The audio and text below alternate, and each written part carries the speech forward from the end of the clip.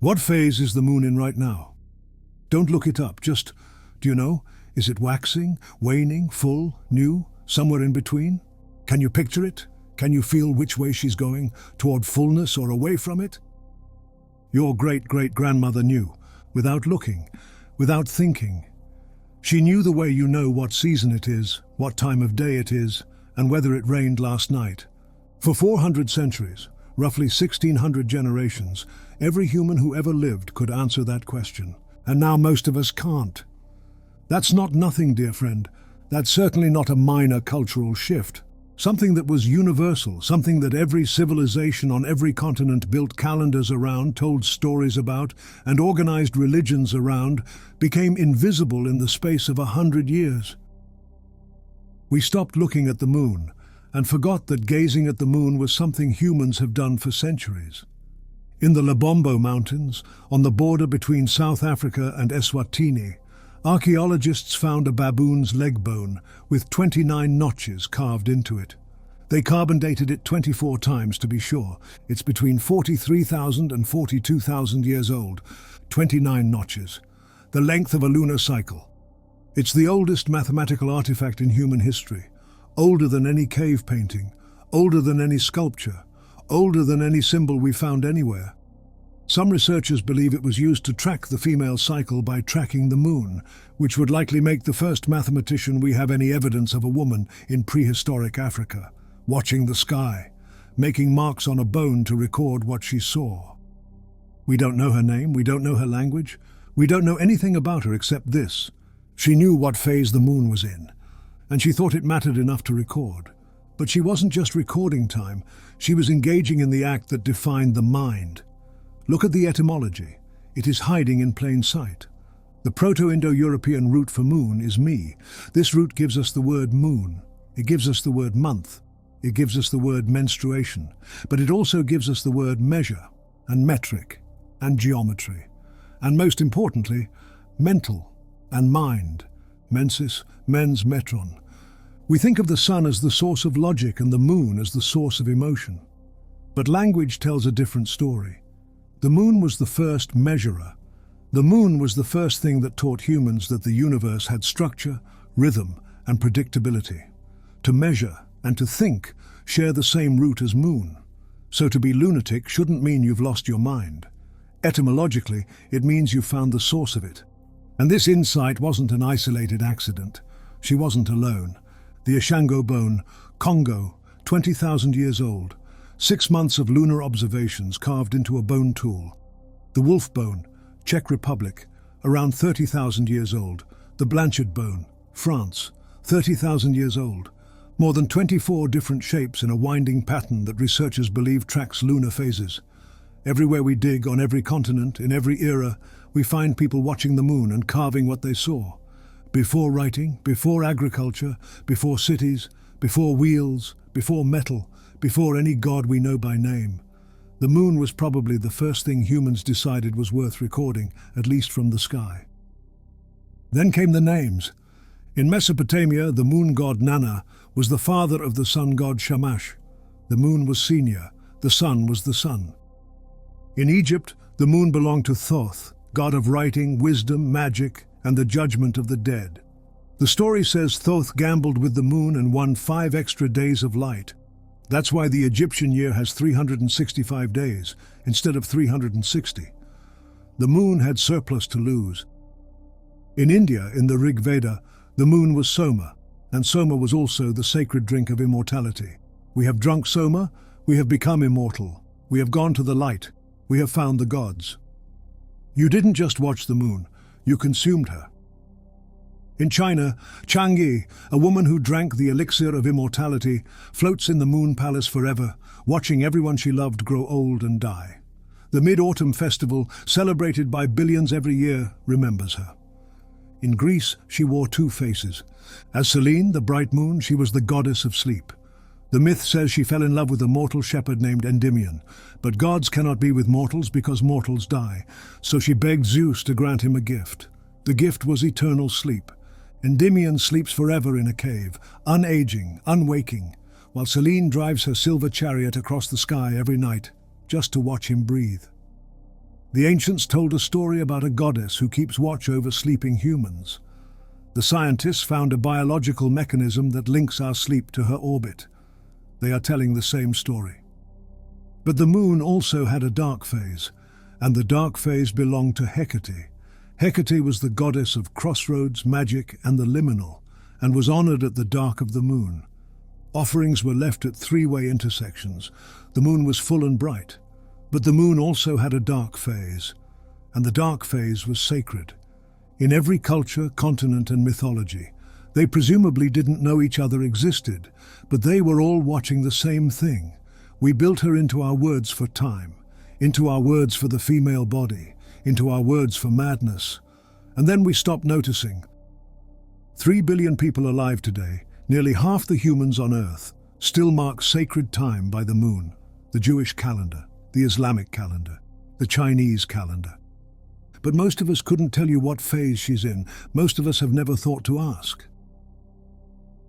So, what happened?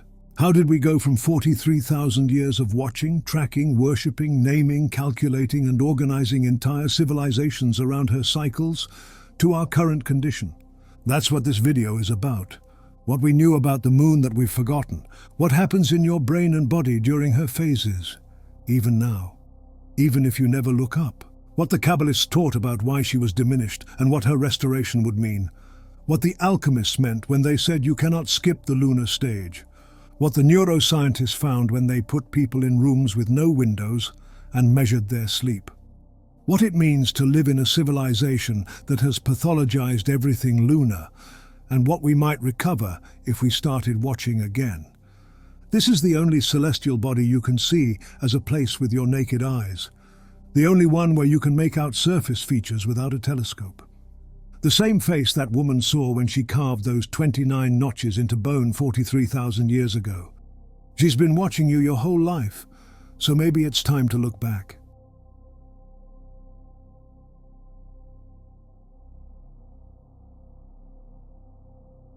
We talk about the moon affecting the mind, or the sleep, or the soul. But before we get to the subtle bodies, we have to talk about the heavy ones, the dirt, the water, the salt. If you're standing still right now, you aren't. The solid ground beneath your feet, the crust of the earth, rises and falls about 12 inches every single day in response to the moon's gravity. The earth is breathing, the bedrock is stretching, the continents themselves are flexing. You don't feel it because everything around you, the buildings, the trees, and the horizon, is lifting at the same time. But it's happening. The planet is elastic, and the moon is the hand stretching the rubber band. And the water knows. The oceans, heavy and massive, are dragged around the planet by a rock 250,000 miles away. But this isn't just about high tide and low tide. This is about where you came from. Biologists call it the intertidal pump. For millions of years, the tides created a zone that was neither fully land nor fully sea. A zone that was wet for 6 hours, then dry for 6 hours. Wet, then dry, over and over. This rhythm, dictated entirely by the moon, was the training ground for evolution. It was the harsh teacher that forced aquatic life to learn how to breathe air, to learn how to support its own weight, to learn how to survive desiccation. Without the moon dragging the ocean back and forth, life might have stayed in the deep forever. Your lungs? They are a lunar adaptation. They are the machinery your ancestors built to survive the low tide. And she does something else, something you rely on every moment of your life, though you never think about it. She holds us steady. The Earth spins on a tilted axis, 23.5 degrees. That tilt gives us our seasons: summer, winter, spring, fall. But without the moon, that tilt wouldn't hold. Mars, which has no large moon, wobbles chaotically on its axis. Its tilt swings wildly over millions of years. If Earth were like Mars, the North Pole could swing down to the equator. The tropics could freeze. The climate would be so violent and unpredictable that complex life like you, could never have evolved. The moon acts as a stabilizer. Her gravity reaches out and holds the Earth's axis steady. She anchors us in the dark. She is the reason you have a reliable summer.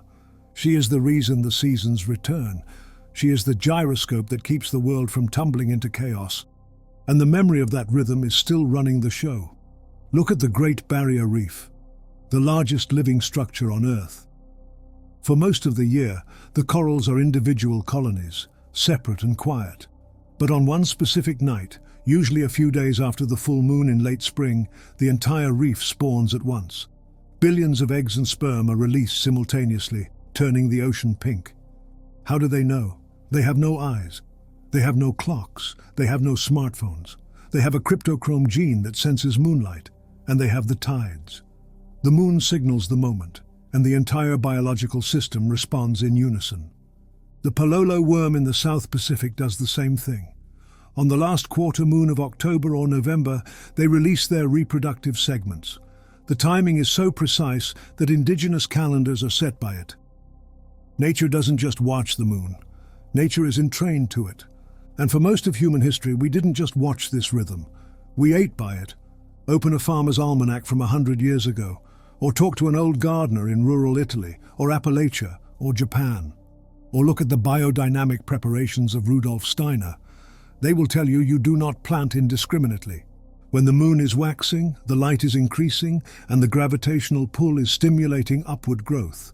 The sap flows up. This is the inhale. You plant the crops that bear fruit above ground, the corn, the wheat, the tomatoes, the beans. The energy is rising, reaching for the light.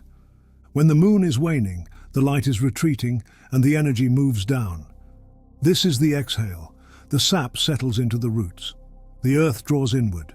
You plant the root crops, the potatoes, the carrots, the onions, the turnips, the things that need to anchor in the dark. This was a survival technology. For 10,000 years, agriculture was a partnership between the soil and the sky. We understood that the sap in the plant and the blood in the body and the tide in the bay were all obeying the same conductor. We didn't view the soil as dead chemistry. We viewed it as a living membrane that pulsed. We stopped planting by the moon around the same time we stopped sleeping by her. We decided that industrial fertilizer could replace timing. We decided that 24-hour grow lights could replace the cycle. We decided that time was just a number on a clock, linear and flat, rather than a spiral that breathes. But the potato still knows. The coral still knows. The crust of the earth is still rising and falling beneath your feet right now, 12 inches up, 12 inches down, waiting for you to notice that you are standing on a living thing.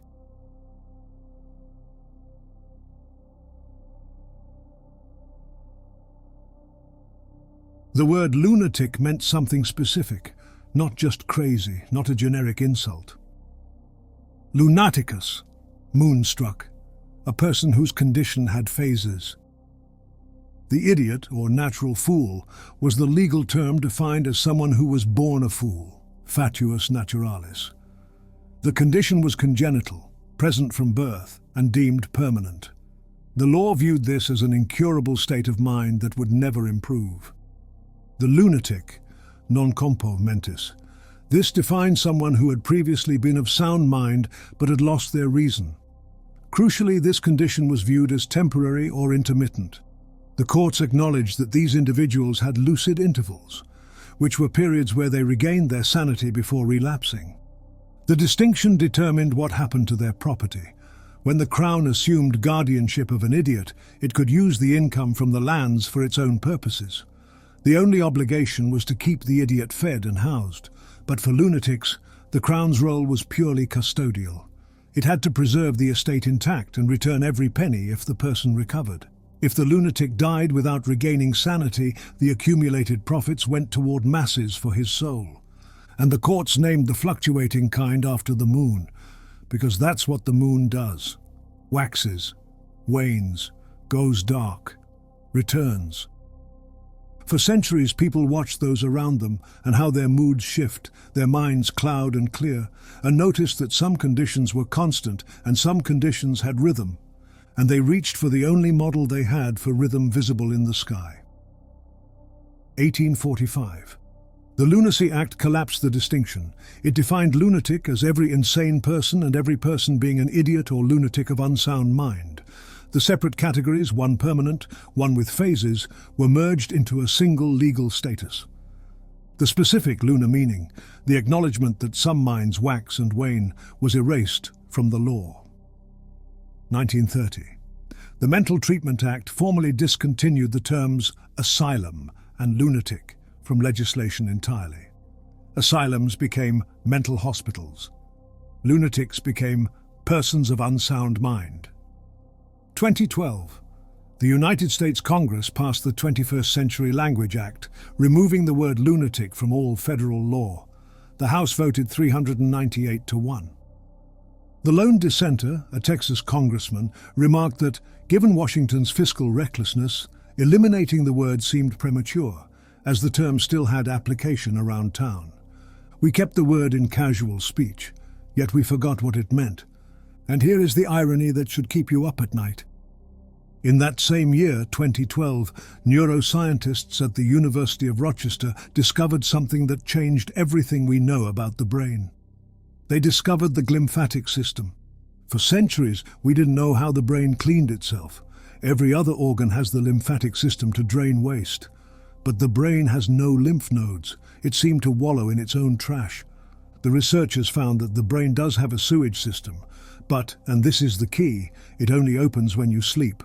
Specifically, deep non-REM sleep, the kind of sleep the moon regulates. When you enter this state, your brain cells literally shrink by 60%. The space between them opens up, and cerebrospinal fluid rushes in like a high-pressure hose, washing away the toxic proteins, the beta amyloids, the plaque that causes Alzheimer's and dementia. It washes away the madness, but it requires darkness, it requires melatonin, it requires the deep rhythmic cycling that the moon governs. If you don't get that sleep, because of blue light or stress or ignoring the rhythm, the waste doesn't drain, it accumulates. You wake up with a dirty brain, foggy, irritable, anxious. Over time, that accumulation becomes structural damage. So in 2012, the politicians decided that lunacy, madness connected to cycles, was an outdated concept. And in 2012, the scientists discovered that if you don't honor the cycle of the night, your brain literally poisons itself. The ancients blamed the moon for madness. They were half right. Before electric light, the full moon's glow disrupted sleep. And sleep, we now know, is when the brain clears the metabolic waste that accumulates into neurodegeneration and psychiatric disorder. The moon was never the cause, it was the alibi. You cannot stay in the light forever without breaking the mind. So the question that matters is, were they seeing something real? Does the moon actually affect the mind? In 1985, two psychologists, James Rotten and Ivan Kelly, published the largest meta-analysis ever conducted on lunar effects. 37 studies, homicides, suicides, psychiatric hospital admissions, crisis hotline calls, emergency room visits, traffic accidents. Every claim that had ever been made about the full moon and human behavior, they tested it. The result was less than 1% of variance explained.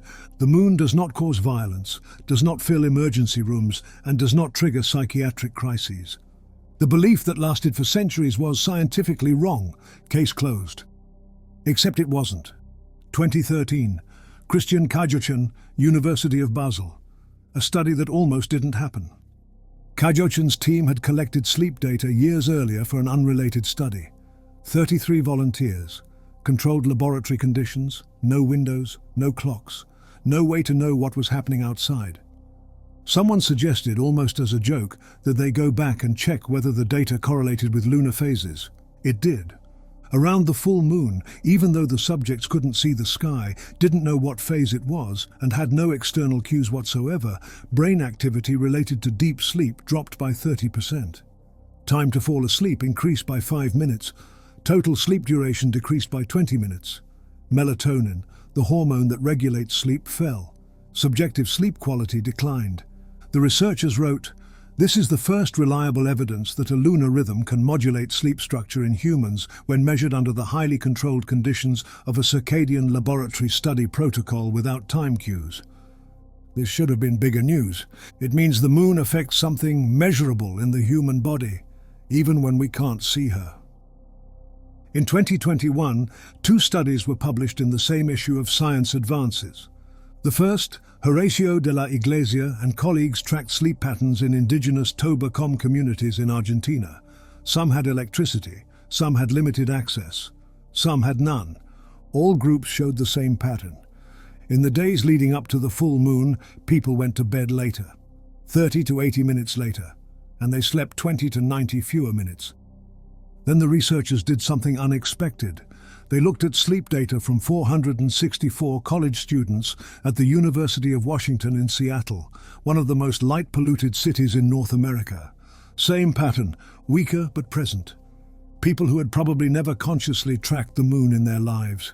People who couldn't see the stars most nights, let alone the moon. People bathed in artificial light from the moment the sun went down. Their bodies still knew. The second study in that same issue, Charlotte Helfrich Forster and colleagues analyzed menstrual cycle records from 22 women, some spanning up to 32 years. They found that women's cycles showed intermittent synchrony with the moon.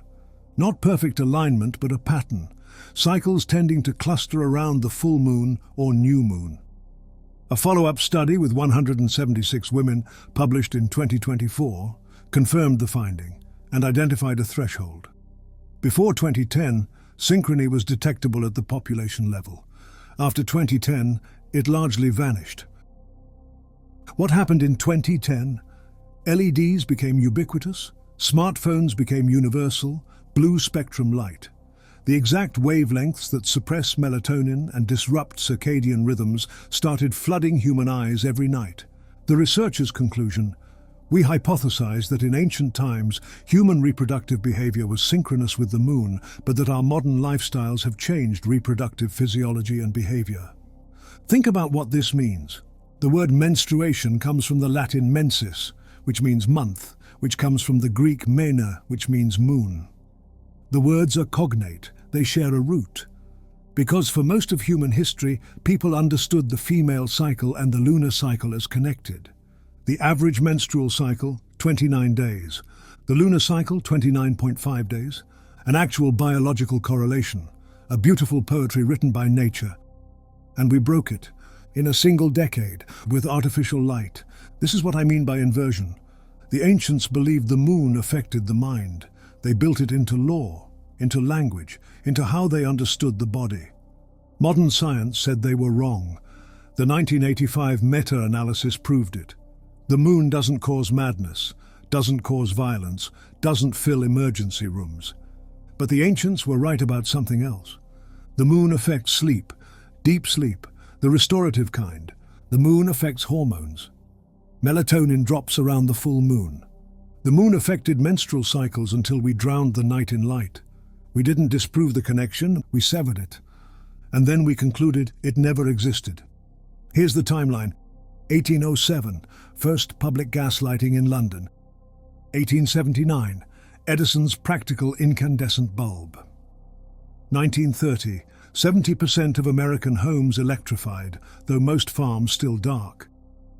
2001, the first world atlas of artificial night sky.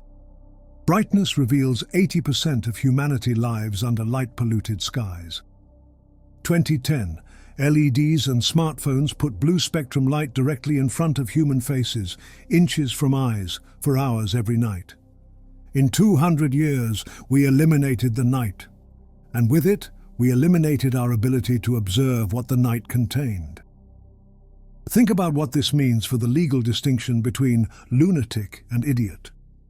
The courts recognize that some minds are constant and some minds have phases. We still recognize this. We call it bipolar disorder, cyclical depression, conditions that fluctuate. But we stopped asking whether the fluctuation might be connected to anything larger than the isolated brain.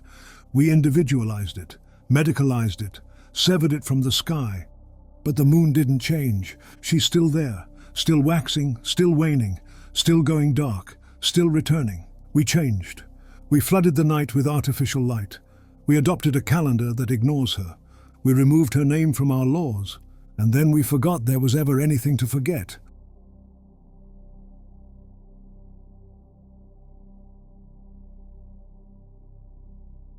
Female and male with borrowed rays you shine.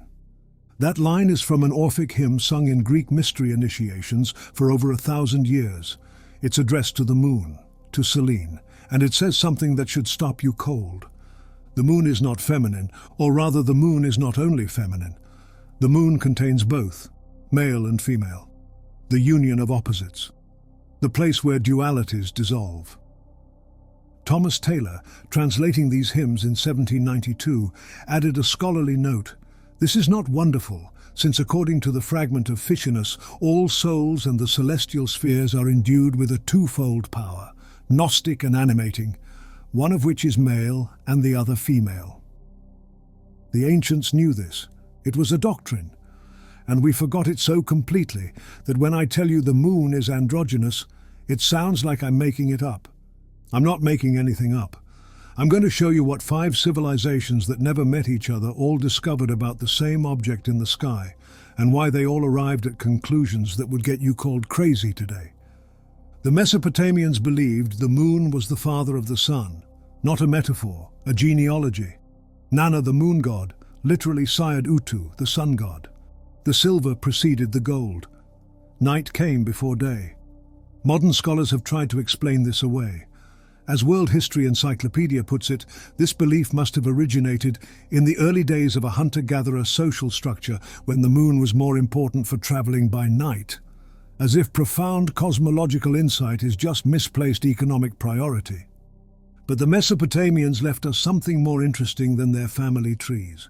They left us their reasoning. The sun emerges from darkness. Every morning light appears out of night.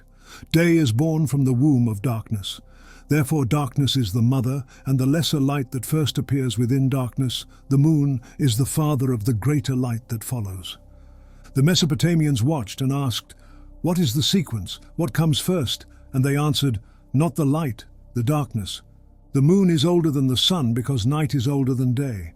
Being emerges from non-being. The visible is born from the invisible."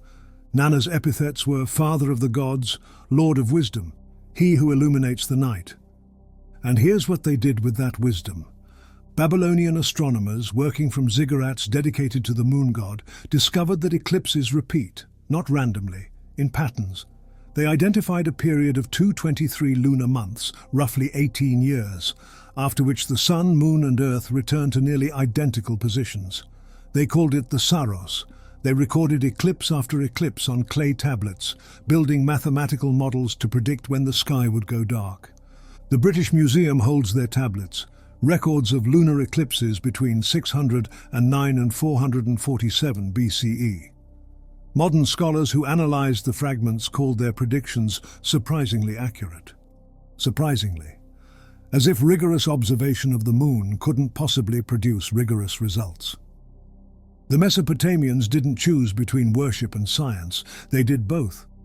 They built temples to the moon and observatories in the same buildings, because to them, understanding the pattern was the worship. The moon was both god and phenomenon, both mystery and mathematics. The idea that you had to choose hadn't been invented yet. In Egypt, the moon had light to spare. The story: the sky goddess Nut was forbidden by Ra from giving birth on any day of the year. She was pregnant with 5 children: Osiris, Set, Isis, Nephthys, and Horus the Elder.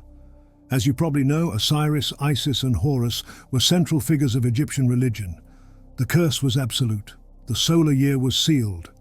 So Thoth, god of wisdom, challenged Khonsu, god of the moon, to a game of Senate. He won, and from his winnings he claimed 1/70th of each of the moon's periods of illumination. From a year of moonlight he extracted 5 days. 5 days that belonged to no month. 5 days that existed outside the calendar. On these days, called the epigomenal days, Nut gave birth to her children. But the myth is usually told as a clever trick story. What gets lost is that those 5 days were terrifying. The epigomenal days were considered the most dangerous time of the year. Demons walked freely because the calendar couldn't contain them. The disease-bringing hordes of the goddess Sekhmet were particularly rampant. People wore protective amulets. Priests performed rituals to pacify forces that ordinary time kept at bay. On the 3rd day, the birthday of Set, god of chaos, shops closed. No one left their house. It was so unlucky that even celebrating the birth of a god wasn't worth the risk. Think about what this means. The calendar was measuring time and maintaining order. The regular days of the year were counted and protected. And the 5 days stolen from the moon? They existed outside that protection. They were liminal. Lunar time, time that didn't obey solar law. The moon had surplus light that could be gambled and won. The moon had time that existed beyond the order imposed by the sun. The moon was the loophole, the exception, the crack in the system through which the gods themselves were born. In India, they drank it. The Rig Veda, composed between 1500 and 1200 BCE, contains some of the most ecstatic religious poetry ever written. We have drunk Soma. We have become immortal. We have gone to the light. We have found the gods. And, like currents of wind, the drinks have lifted me up. Have I not drunk Soma? The drinks have lifted me up like swift horses bolting with a chariot. Have I not drunk Soma? I am huge. I have flown up to the clouds. Have I not drunk Soma? Soma was a drink, a sacrament, possibly psychedelic. Scholars have argued about its identity for centuries. Whatever it was, it produced visions, ecstasy, and transport, the sense of touching the divine. And in Vedic tradition, Soma became identified with the moon. The Bhagavad Gita makes the connection explicit. Krishna speaks, "I become the moon and thereby supply the juice of life to all vegetables." The Sanskrit, Soma Bhutva Rasatmaka, becoming Soma, which is of the nature of essence. When the gods drank, the moon waned. When it refilled, the moon waxed. The lunar phases were metabolic. The sky was a cup being drained and refilled. Divine beings were literally consuming the moon's substance, and you could watch it happen every month. And the juice of the moon was up there and down here, in the plants and the sap and the food. The Bhagavad Gita says the moon nourishes all vegetation. Ayurvedic practitioners to this day harvest herbs according to lunar phases. Because if the moon's substance flows through all plant life, then when you harvest determines what you get. Soma was the drink that opened doorways to the gods and the medium through which divine substance entered the world. The moon was a vessel, a container of nectar, a cup from which the cosmos fed. Yet the Chinese story is the one that will stay with you. Chang'e was the wife of Hu Yi, the divine archer. When 10 suns appeared in the sky and scorched the earth, Hu Yi shot down 9 of them, saving humanity. As reward, the gods gave him an elixir of immortality, enough for 2 to become immortal together, or enough for 1 to become a god alone. Chang'e drank it all. The versions differ on why. Some say she stole it out of greed. Some say she drank it by accident. Some say a thief broke in, and she swallowed it to keep him from taking it. But the result is always the same. She floated up to the moon, unable to return, unable to die, condemned to eternal life in eternal isolation. She's still there, in the moon palace, alone, except for a jade rabbit who pounds the elixir of immortality with a mortar and pestle forever, preparing medicine that no one will ever drink. The Mid-Autumn Festival, celebrated by billions of people every year, is partly about her. Families gather, eat mooncakes, and look up at the full moon. The holiday celebrates reunion, but at its center is a story about separation, about the price of immortality, about a woman alone in the sky, watching everyone she loved grow old and die, unable to touch them, unable to join them, and unable to stop watching. But she isn't entirely alone. If you look at the moon, really look at it, you might see what the Aztecs saw, and what the Japanese saw, and what the Chinese saw. Not a face, but a rabbit. In the Aztec myth, when the 5th sun was created, the moon came out shining just as bright. It was too much light. The gods didn't want 2 suns. So one of them grabbed a rabbit and threw it hard into the face of the moon. It dimmed the light. It bruised the perfection. And the imprint of that rabbit is still there, reminding us that the moon is the lesser light because it took a hit. In the East, the rabbit is busy.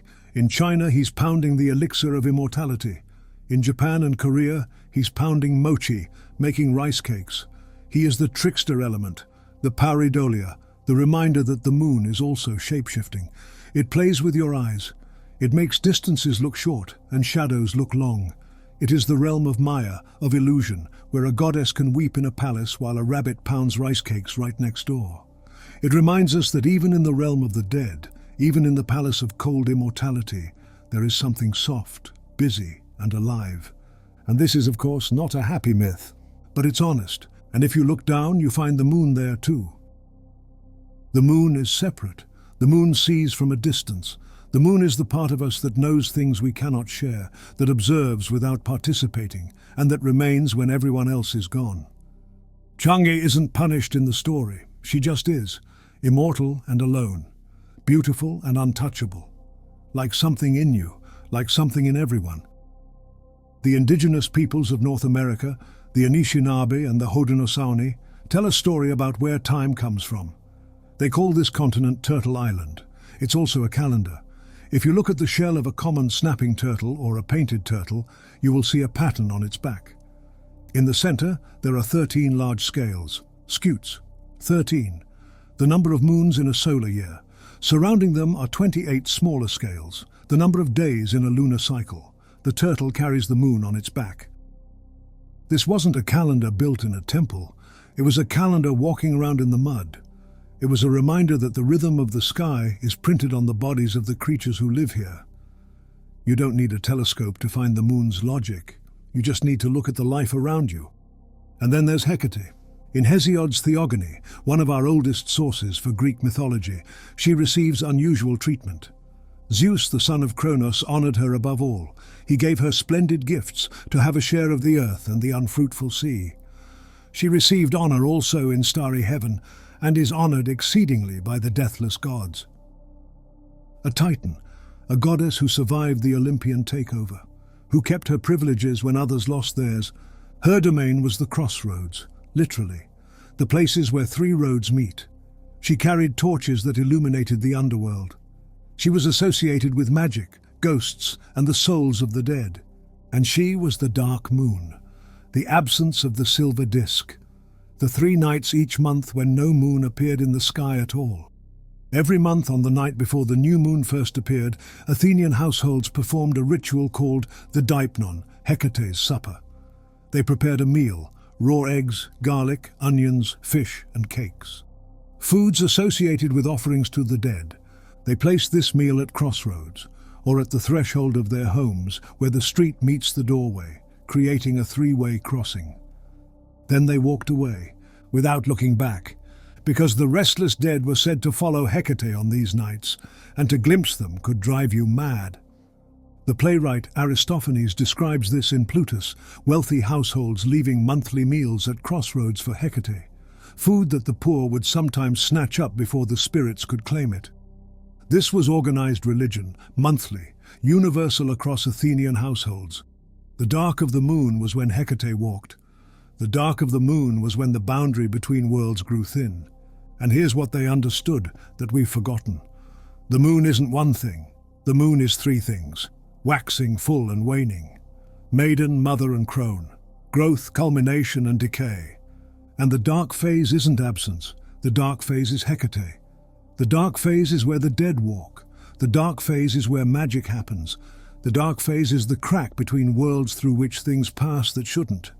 Now, the Orphic hymn again, mystery religion, initiatory cult, sung for 1,000 years. Here goddess queen, diffusing silver light, bull-horned and wandering through the gloom of night, with stars surrounded, and with circuit-wide night's torch extending. Through the heavens you ride. Female and male with borrowed rays you shine, and now full-orbed, now tending to decline. Mother of ages, fruit-producing moon, whose amber orb makes night's reflected noon. Female and male. The moon contains both principles. Notice, with borrowed rays. The Orphics knew the moon didn't generate her own light. They knew she reflected the sun. 2,000 years before Galileo, the mystery schools taught that moonlight was transformed sunlight. The moon takes the fire of the sun, which is unbearable, blinding, and the light you cannot look at directly, and transforms it into something the human eye can hold, something you can gaze at, something you can navigate by, something that doesn't burn. The moon makes the unbearable bearable. Notice mother of ages. The moon is where ages come from, the mother of time. The lunar cycle is the template, 29 days of becoming, peaking, declining, disappearing and returning, over and over, forever. Heinrich Cornelius Agrippa, the Renaissance magician, philosopher and occultist, wrote that nothing is more effective in natural magic than the hymns of Orpheus. He saw them as a technology, as sonic tools for altering consciousness, for invoking powers, for opening doorways. And the doorway they opened most often was the moon. Egypt, Mesopotamia, India, China, Greece, 5 civilizations, separated by thousands of miles and thousands of years, different languages, different gods, different everything, and they all discovered the same things. The moon marks time, it measures it and creates it. The concept of the month, of phases, and of cycles that repeat. The moon holds something precious. Soma, Amrita, surplus light, nectar, medicine. Something the gods want, something that can transform you. The moon has a dark phase, and that phase is sacred. That phase is dangerous. That phase is when magic works and the dead walk and the boundary between worlds dissolves. The moon is more than feminine. The moon is where opposites unite, male and female, light and dark, life and death. The moon is the coincidentia oppositorum, the place where contradictions resolve. And the moon is the intermediary, between heaven and earth, between gods and humans, between the unbearable light of the sun and the limited eyes of human beings. Human beings everywhere, watching the same object in the sky and discovering the same truths. The moon is the only celestial body that visibly dies and is reborn. Every month it disappears completely and comes back. Night after night it shows you what a cycle actually looks like. What wanes will wax, what dies will return, what seems lost is only hidden. And every culture that watched her knew this. Then we stopped watching. We declared the moon a dead rock. We sent men there and brought back stones. We measured the craters and mapped the Maria and congratulated ourselves on understanding. But understanding what? We know the moon's mass now, its composition, its orbital parameters. But we've forgotten what it does.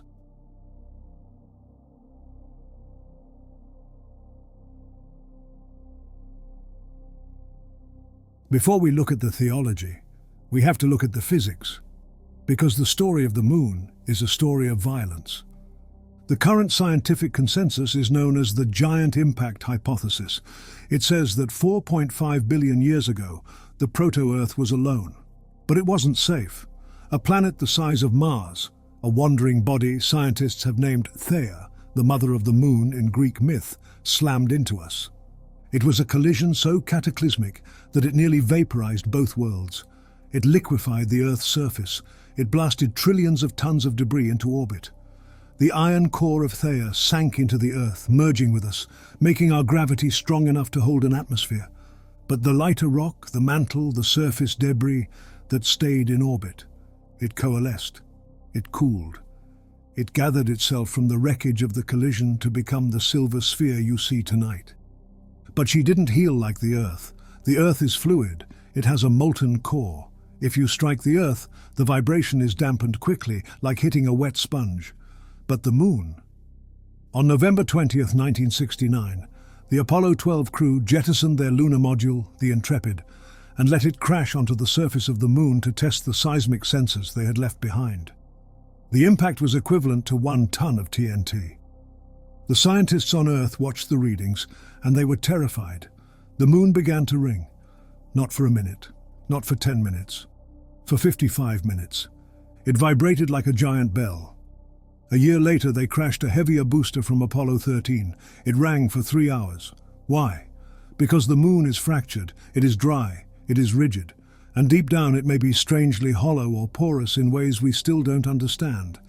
When the Kabbalists called the moon a vessel or a cup, they were speaking in metaphors. But the physics suggests they were accidentally right. She rings, she holds vibration. She is a celestial instrument waiting to be struck. She is the scar of our survival, yes. But she is also the bell that wakes us up. And when the rabbis looked at her thousands of years later, without knowing any of this physics, they somehow knew exactly what they were seeing. They knew she was a survivor of a great breaking. This means the moon is not a stranger. She is not a rock captured from deep space. She is flesh of our flesh. She is the part of Earth that was broken off, traumatized, molten, and spun out into the cold. She is the scar of our survival. And when the rabbis looked at her thousands of years later, without knowing any of this physics, they somehow knew exactly what they were seeing. They knew she was a survivor of a great breaking. There is a teaching in the Talmud that has haunted Jewish mystics for 2,000 years. It appears in Tractate Chulin, folio 60b. It's a commentary on the fourth day of creation, the day God made the sun and the moon, and it contains something that should not be there, an apology from God to the moon. Here is what Genesis says. And God made two great lights, the greater light to rule the day and the lesser light to rule the night. Two great lights, but one is greater and one is lesser. The Talmudic rabbis noticed this asymmetry and asked the obvious question, if God made two great lights, why is one of them lesser? The answer they gave is one of the strangest passages in all of rabbinic literature. Rabbi Shimon ben Pazi pointed out a contradiction. One verse says, God made the two great lights, and another verse says, the greater light and the lesser light. The moon said before the Holy One, blessed be he, Master of the universe, is it possible for two kings to serve with one crown? God said to her, go and diminish yourself. Think about that again. The sun and moon were created equal, two great lights, two kings. But the moon raised a question. She said it was impossible for two rulers to share one crown. She wanted the hierarchy clarified. And God's response was, go and diminish yourself. The moon's reward for asking a legitimate question was to become the lesser. She diminished herself. She lost her own light. She became the reflector, the borrower, and the secondary. But the passage doesn't end there. The moon said before him, Master of the universe, because I said a proper thing, I must diminish myself. God said to her, go and rule by day and by night. She said to him, what is the greatness of this? What use is a candle in broad daylight? God said to her, go and let Israel count the days and years by you. She said to him, it is impossible that they will not also count by the sun, as it is necessary for the calculation of the seasons. God saw that the moon was not comforted. But perhaps she should have been, because there is a secret written into the geometry of the solar system that the rabbis couldn't measure, but you can see with your own eyes. It is the cosmic coincidence. The sun is exactly 400 times larger than the moon. The sun is also exactly 400 times farther away from Earth than the moon. Do the math. 400 divided by 400 equals 1. Because of this impossible ratio, the sun and the moon appear to be the exact same size in our sky, to the decimal point. This is why total eclipses are possible. The lesser light fits perfectly over the greater light. Not too big, not too small. A perfect fit. Astronomers call this a fluke, a statistical accident. No other planet in the solar system has a moon with this ratio. We are the only ones. The Kabbalists would say it's not an accident. They would say that despite the diminishment, the equality was preserved in the perspective. In the eye of the beholder, the moon is the equal of the sun. She diminished her substance, but she kept her standing. The moon cannot be comforted. God offers her compensation, rule both day and night, be the basis of the calendar, and she rejects each offer. Nothing makes up for what she lost. And then comes the line that changes everything. The Holy One, blessed be he, said, bring an atonement offering for me because I diminished the moon. God asks Israel to bring a sin offering for him because he diminished the moon. Do you understand what this text is saying? In Jewish law, a sin offering, a chatat, is brought when someone has done something wrong. It's an acknowledgement of transgression, a ritual repair of a breach. And God is asking for one, for himself. This is the only place in the entire Hebrew Bible or Talmud where God asks Israel to bring a sin offering for him. The wound is the moon. The wound is the diminishment of the feminine. The Kabbalists took this teaching and built a cosmos around it. In Kabbalistic thought, the moon corresponds to the Sephirah of Malkut, the 10th and final emanation on the tree of life. Malkut means kingdom or sovereignty. It's also called Shekhinah, or the feminine presence of God, the divine that dwells within creation rather than beyond it. And Malkut has no light of her own. This is explicit in the Zohar, the central text of Kabbalah. The Zohar compares Malkut to the moon, which has no light of herself. As the Kabbalists describe it, she has nothing of her own. She receives all that she has from the other Sephirot. Every other Sephirah generates something. Malkut only receives. She is the vessel, the cup, the container. She takes the light that flows down through all the other emanations and holds it so that creation can exist. But this wasn't supposed to be her nature. The Kabbalists taught that originally, before the cosmic rupture, Malkut and Tiferet, the masculine solar principle, were equal, face to face, eye to eye, two great lights. The diminishment of the moon is the diminishment of Shekhinah, the exile of the feminine divine, the rupture at the heart of creation that all of existence is working to repair. The Kabbalists understood that the diminishment was not merely punishment. Creation could not exist with two equal lights. The finite world required hierarchy, differentiation, the separation of forces. The moon had to diminish for there to be a world at all. But, and this is crucial, the diminishment is temporary. The messianic promise in Kabbalistic teaching includes the restoration of the moon. There is a blessing Jews recite when they see the new moon, Kiddush Levana, the sanctification of the moon. It's traditionally said outdoors at night when the moon is waxing. The blessing includes this line: "May it be your will, Lord my God and God of my fathers, to fill the defect of the moon, so that there be no diminution in it. And may the light of the moon be as the light of the sun, as the light of the 7 days of creation, as it was before it was diminished, as it is said. And God made the two great luminaries." Every month for 2,000 years, Jews have walked outside and prayed these words. They prayed them in exile. They prayed them in hiding. They prayed them after everything was taken. They meant it.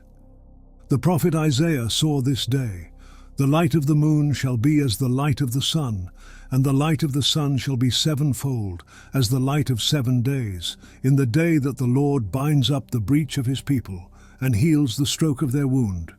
The restoration of the moon is the repair of creation. When the moon shines with her own light again, like the light of the sun, the cosmic wound will be healed. Masculine and feminine will be reunited. The exile of Shekhinah will end. The world will be whole. Every month when Jews bless the new moon, they are praying for this restoration. They are acknowledging the wound and anticipating its healing. They are saying, "This is not how it's supposed to be. This is not how it will always be." But there's another version of the story. In some passages of the Zohar, the moon didn't complain. She understood. This interpretation says that the moon grasped something the sun didn't. She understood that creation required a receiver, not just a giver. She understood that the light needed somewhere to land, and so she chose to diminish herself as a sacrifice. The moon became the vessel so that the light could be held. The moon became the cup so that creation could drink. The moon gave up her own radiance so that everything else could exist. In this reading, the moon is the hero, the one who understood what the cosmos needed and provided it, at cost to herself. And God's request for atonement isn't guilt for what he did, but gratitude for what she gave. This changes everything. If the moon was diminished against her will, then the feminine is a victim, and the cosmos is structured around injustice. But if the moon chose to diminish, then the feminine is the one who makes existence possible, the one who holds what cannot hold itself, the one who transforms the unbearable into the bearable. Both readings are present in the tradition. The Kabbalists held them in tension. They didn't resolve the contradiction. They inhabited it, because maybe both are true. Maybe the moon was forced and chose. Maybe the diminishment was violence and gift. Maybe the feminine was exiled and is the only thing holding everything together. This is what lunar consciousness looks like. Not either or, but both and. Not resolution, but cycle. The teaching waxes and wanes. The meaning changes depending on where you stand in the month. And more importantly, Kabbalists also knew the moon is up there and in here, in the soul. Shekhinah, the divine feminine, the presence of God in exile, the diminished moon, dwells within creation, within the world, within you, the part of you that receives, the part of you that holds, the part of you that doesn't generate light, but transforms the light that comes to you into something livable. The part of you that cycles through phases, full, waning, dark, waxing, and cannot be just one thing. That's the moon in you.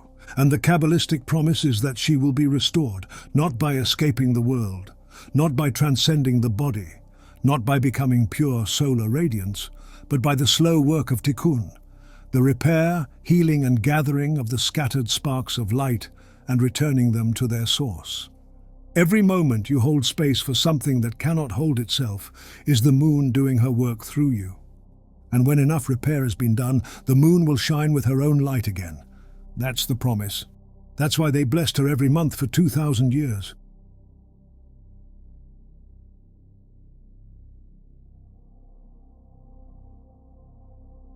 We've seen the cosmic wound. Now we see what it demands of anyone who would be healed. 4,000 years ago, someone in ancient Sumer inscribed a story on clay tablets, one of the oldest narratives we have, older than the Iliad, older than Genesis in its written form. It's the story of a goddess who went to hell. Her name was Inanna, Queen of Heaven, goddess of love and war, the most powerful deity in the Sumerian pantheon, and she decided to descend to the underworld. The text is called The Descent of Inanna. We have it on clay tablets preserved for millennia in the dry earth of Iraq. Samuel Noah Kramer, the Sumerologist who spent his career piecing together these fragments, wrote that Inanna played a greater role in myth, epic and hymn than any other deity, male or female. It begins with a mystery. From the great above she opened her ear to the great below. From the great above the goddess opened her ear to the great below. From the great above, Inanna opened her ear to the great below. 3 times. The repetition is a ritual. Something is being invoked. The Sumerian word for ear and wisdom are the same. Inanna heard something calling from below, from the realm of her sister Ereshkigal, queen of the dead, from the place no living thing returns from. And she went. She chose to descend. The text tells us exactly how she prepared. She gathered together the 7 me. She took them into her hands. With the me in her possession, she prepared herself. She placed the shugura, the crown of the steppe, on her head. She arranged the dark locks of hair across her forehead. The me were the divine powers, the fundamental forces that made civilization possible. Inanna adorned herself with all the symbols of her authority, her crown, her lapis lazuli beads, her breastplate, her golden ring, her measuring rod and line, the instruments of royal judgment, her royal robe. She brought her whole self. And then she went to the first gate. The underworld had 7 gates. At each gate a gatekeeper stopped her. At each gate she was required to remove something. At the first gate, her crown.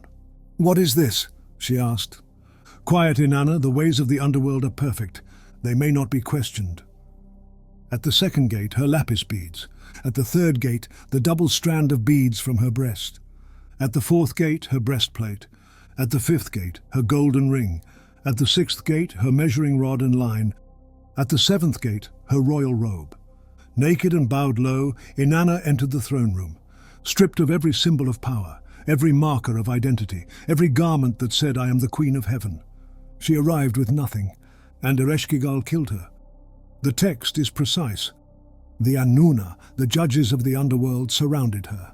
They passed judgment against her. Then Ereshkigal fastened on Inanna the eye of death. She spoke against her the word of wrath. She uttered against her the cry of guilt. She struck her. Inanna was turned into a corpse, a piece of rotting meat, and was hung from a hook on the wall. For 3 days and 3 nights the Queen of Heaven hung dead in the underworld. Her servant Ninshuba, following instructions Inanna had given before her descent, went to the gods and begged for help. Most refused, but Enki, the god of wisdom, created 2 beings from the dirt under his fingernails. 2 genderless creatures small enough to slip through the cracks of the underworld, the Kurgara and the Galatur. They found Ereshkigal in agony. She was giving birth or dying or both. The text is ambiguous. No linen covered her body. Her breasts were bare. Her hair swirled around her head like leeks. And they did something unexpected. They witnessed her. They didn't try to fix her. They didn't argue. They didn't offer solutions. When she cried, "Oh, oh, my inside," they cried, "Oh, oh, your inside." When she moaned for her belly, her back, her heart, her liver, they moaned with her. Ereshkigal stopped. She looked at them. "Who are you?" she asked, moaning, groaning, sighing with me. No one had ever done this. The Queen of the Dead, alone in the underworld, finally witnessed. She offered them gifts, the water gift, the river in its fullness. They refused. The grain gift, the fields in harvest. They refused. "What do you wish?" We wish only the corpse that hangs from the hook on the wall. The corpse was given to them. They sprinkled it with the food and water of life. Inanna rose, but she could not simply leave. The underworld demands a substitute. She had to send someone down to replace her. She chose her husband Dumuzi, who, while she was dead, had been sitting on his magnificent throne in his shining garments. When he saw her, he did not move. This is not a metaphor. I mean, it is metaphor, but it is also a map, a set of instructions, and a description of something that actually happens in the psyche. Carl Jung spent his career studying this pattern. He found it everywhere. He found it in myths, dreams, and the breakdowns and breakthroughs of his patients. He gave it a name, nekyia. Nekyia is the Greek word for the journey to the underworld. In Homer, Odysseus performs a nekyia. He sails to the edge of the world and summons the dead to speak with them. It's the part of the journey where the hero descends. But Jung saw something the mythologists missed. The descent is not optional. You don't get to skip it. In Symbols of Transformation, Jung wrote about what he called the night sea journey. He traced the mythic pattern across cultures. The hero swallowed by a whale or dragon, carried through darkness, emerging transformed. Jonah in the whale, Jesus in the tomb, the hero in the belly of the beast. The pattern, Jung observed, mirrors the behavior of the sun. Sails over the sea like an immortal god who every evening is immersed in the maternal waters and is born anew in the morning. But Jung's deepest teaching on descent came from his own experience. Between 1913 and 1916, Jung underwent what he called a confrontation with the unconscious. After his break with Freud, he experienced what he later described as being menaced by a psychosis. He had visions. He heard voices. He descended deliberately into the depths of his own psyche and recorded what he found. The result was the Red Book, a massive illuminated manuscript, handwritten in calligraphy, filled with images Jung painted of the figures he encountered in his inner world. He worked on it for 16 years. He considered it his most important work. It wasn't published until 2009, 48 years after his death. In the Red Book, Jung recorded his encounters with the figures that lived in his own darkness. What he found there was not what he expected. He found that the goal of descent was not escape from the darkness. The goal was integration of it. In his late work, Mysterium Conjunctionis, Jung wrote, "He is no hero who never met the dragon, or who, if he once saw it, declared afterwards that he saw nothing. Equally, only one who has risked the fight with the dragon and is not overcome by it wins the hoard, the treasure hard to attain." The treasure is in the darkness, not beyond it, not after it, in it. You cannot get the treasure without making the descent. James Hillman, Jung's most brilliant and difficult student, pushed this further. In The Dream and the Underworld, Hillman distinguished between the hero journey and the nekyia. They look similar. Both involve descent, danger, transformation, but they're fundamentally different. The hero goes down to conquer, to slay the dragon, to rescue the princess, to bring back the treasure and return to normal life, improved. Hillman writes that the hero returns from the night sea journey in better shape for the tasks of life. The nekyia goes down to be changed, not to conquer the underworld, but to be claimed by it, not to rescue anyone, but to be found. Not to return to normal life, but to become someone for whom normal life no longer exists. The nekyia, Hillman says, takes the soul into a depth for its own sake, so that there is no return. Hillman argued that psychology, following the heroic model, brings dreams into daylight, takes them to the typewriter, to the analyst, reads them for messages about living situations. We translate them into waking language. We make them useful. But this wrongs the dream. When the dream is fished into daylight, it loses something essential. The underworld has its own logic, its own necessity. Being in the underworld, Hillman wrote, means psychic being psychological, where soul comes first. You don't come back from that improved. You come back different. This is the lunar teaching. The moon doesn't improve on her way to fullness. The moon cycles, full, waning, dark, waxing, full again. And the dark phase, the 3 nights each month when no moon is visible, that's the nekyia. That's Inanna on the hook, That's the moment of death before rebirth. The sun doesn't do this. The sun rises and sets, but the sun doesn't die. The sun doesn't go through phases. The sun is constant, unchanging, and always itself. Solar consciousness demands progress, improvement, and optimization. Move forward, never go back. That's what the sun wants. Lunar consciousness says there is no forward without back. There is no waxing without waning. There is no resurrection without death. You cannot skip the dark. The alchemists also knew this. Alchemy, the ancestor of chemistry, the symbolic language of transformation, described the process of making the philosopher's stone in 4 stages, each associated with a color. The first is the nigredo, the blackening, putrefaction, death, the prima materia rotting in the vessel. The second is the albedo, the whitening, purification, the lunar stage, the emergence of silver from the black. The third is citrinitas, the yellowing, the stage of dawning, the sun rising within the work. Later, alchemists sometimes absorbed this stage into the others. Last but not least, rubedo, the reddening, completion, the gold, the philosopher's stone achieved. Every alchemical text is clear on one point: you cannot skip stages. The Turba Philosophorum, one of the oldest alchemical texts, puts it directly: "Know, all you seekers after this art, that unless you whiten, you cannot make red, because the two natures are nothing other than red and white. Whiten therefore the red and redden the white. Unless ye whiten, ye cannot make red. You cannot go from nigredo to rubedo without passing through albedo. You cannot get the gold without first getting the silver. You cannot reach the sun without first being claimed by the moon." The albedo is the stage of reflection, of seeing yourself clearly, of washing. The texts are full of washing, bathing and purifying. The black has been survived, and now comes the slow, patient work of becoming clean. It's associated with the moon because the moon reflects. The moon doesn't generate her own light. She takes the sun's fire and transforms it into something cooler, softer, visible. This is what happens after the nigredo, after the descent, after the death. You don't immediately resurrect. You don't immediately shine gold. You reflect, you integrate, you become silver before you can become gold. The moon does this every month: full, waning, dark, waxing full. Every month she shows you what descent and return look like. Every month she dies and comes back. She's been doing it for billions of years. She'll still be doing it when everyone who ever read this is gone.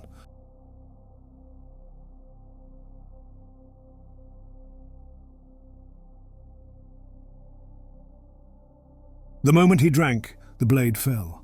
The Amrita was still on his tongue. The nectar of immortality, cold and sweet, the thing he had earned, the thing he had been promised, the thing he had watched them give to everyone but his people. And then the discus came. Vishnu's Sudarshana chakra, the weapon that never misses. It passed through his throat so fast he didn't feel it. One instant he was swallowing. The next instant he was watching his own body fall away beneath him. The Bhagavata Purana records it. Book 8, Chapter 9, verse 25. The moment Rahu drank from the nectar, his head was cut off by the razor-sharp chakra of the Lord. The decapitated body that had not been reached by the nectar fell dead to the ground. His head floated there, alive, immortal. The Amrita had passed his lips, touched his tongue, and begun its descent. That was enough. The head could never die now. But the body that could have received what he swallowed, the stomach that could have digested the nectar, the form that could have been nourished and satisfied and made crumpled, dead. The Amrita had not reached it in time. He would hunger forever. He would swallow forever. And nothing he swallowed would ever fill him. His name was Svarbhanu. After the splitting, the head was called Rahu. The body was called Ketu. They were placed in the sky, separated by 180 degrees, forever incomplete, forever pursuing what they can never keep. This is the Hindu explanation for eclipses. This is also, if you understand it, an explanation for you. The story begins with a war and ends with a betrayal. The Devas and the Asuras, gods and demons, had been fighting forever. Neither side could win, so they made a truce. They agreed to work together to churn the cosmic ocean and extract the Amrita, the nectar of immortality, which lay hidden in its depths. They would share whatever emerged. This is recorded in three of the most important Hindu scriptures, the Bhagavata Purana, the Vishnu Purana, and the Mahabharata. The story is called the Samudra Manthan, the churning of the ocean of milk. They used Mount Mandara as the churning rod. They wrapped the serpent King Vasuki around it as a rope.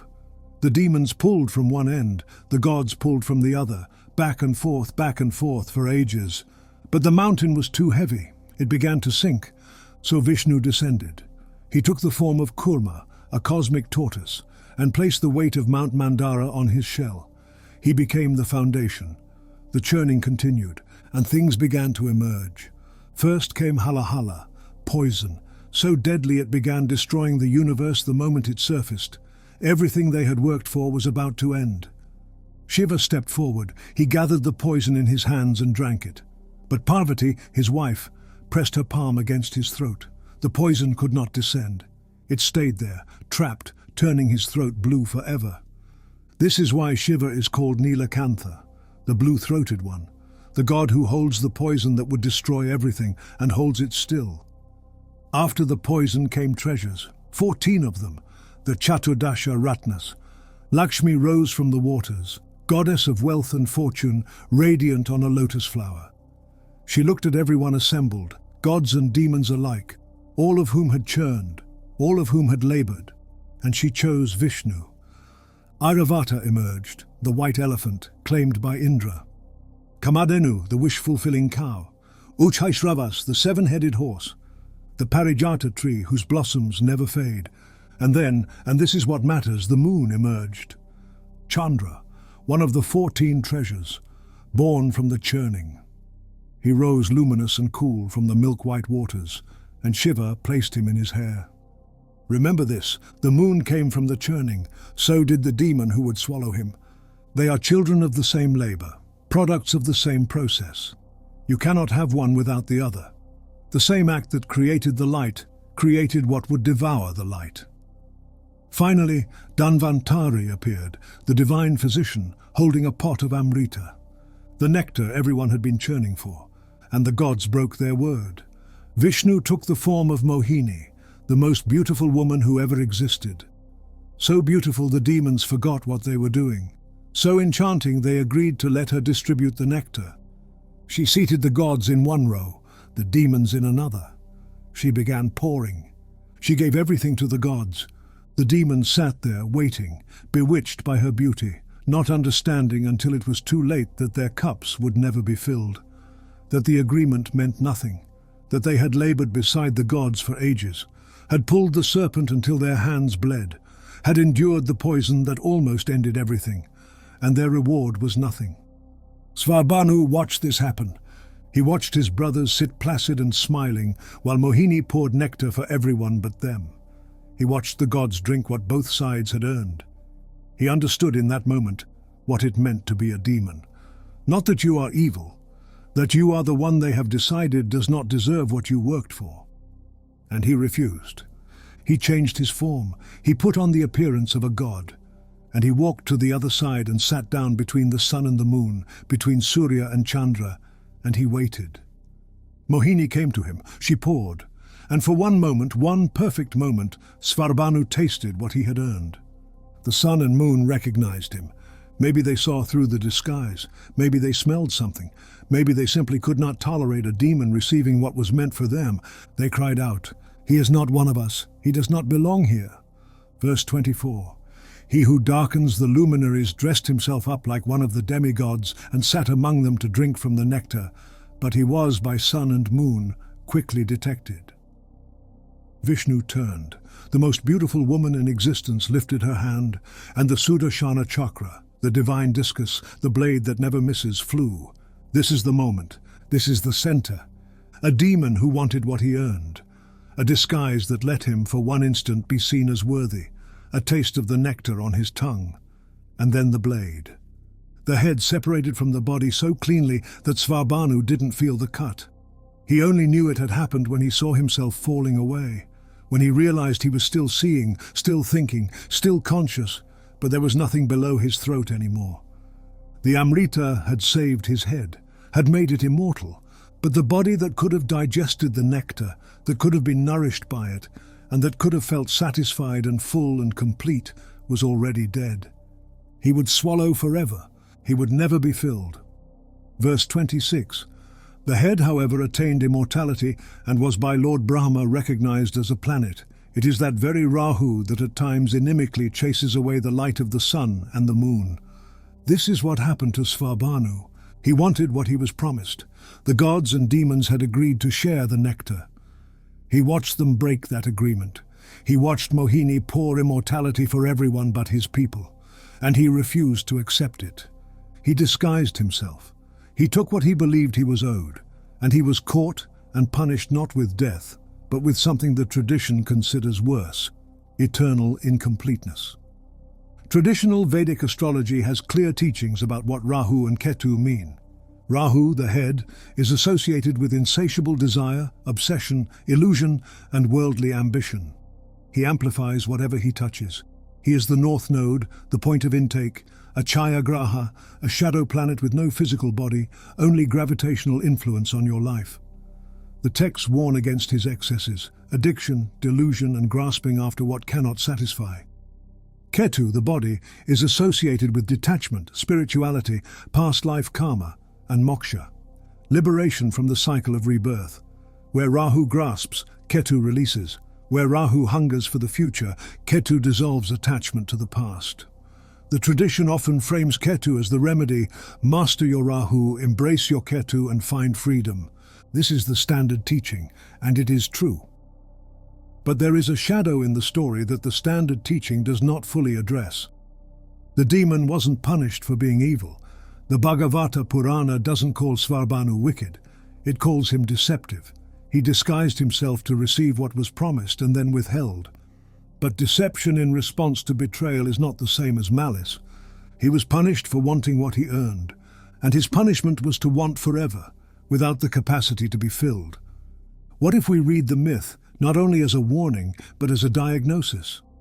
Rahu in this reading is not simply greed. Rahu is what happens when legitimate need is named illegitimate. When you reach for something and someone says you don't belong here, you're not one of us. This isn't for you. The need doesn't disappear. It goes underground. It becomes bottomless. A head without a body, swallowing and swallowing. Everything passing through, nothing staying. And Ketu in this reading is not only enlightenment. Ketu is also what gets cut off when you are shamed for wanting, the part that could have received, the part that could have been nourished. It falls away. And what remains is a body that releases, but releases from emptiness, not fullness. Detachment as wound, not only wisdom. The tradition says transcend Rahu, embrace Ketu. The shadow reading asks us to notice if your Ketu release is freedom or flight. Notice if your detachment came from wisdom or from giving up. Both readings have truth in them. The myth is large enough to hold both. You have both of them. Everyone does. In Vedic astrology, Rahu and Ketu appear in every chart. They are positioned in two signs of the zodiac, always exactly 180 degrees apart, always opposite, always separated. This is an astronomical fact. The lunar nodes are the 2 points where the moon's orbital plane crosses the ecliptic. Classical Vedic texts describe Rahu as a malefic force: illusion, obsession, worldly desire, the pull toward what intoxicates and deceives. Ketu brings detachment, spiritual insight, and the path toward liberation, but also confusion, loss, and the dissolution of what the ego wants to hold on to. Modern interpreters, particularly those blending Vedic and Western approaches, have reframed this axis. In this view, Rahu indicates where you are learning something new, unfamiliar territory, a growth edge, or a hungry pursuit. Ketu shows where you have already mastered something, familiar ground, natural talent, but also the risk of stagnation or avoidance. Both readings circulate widely.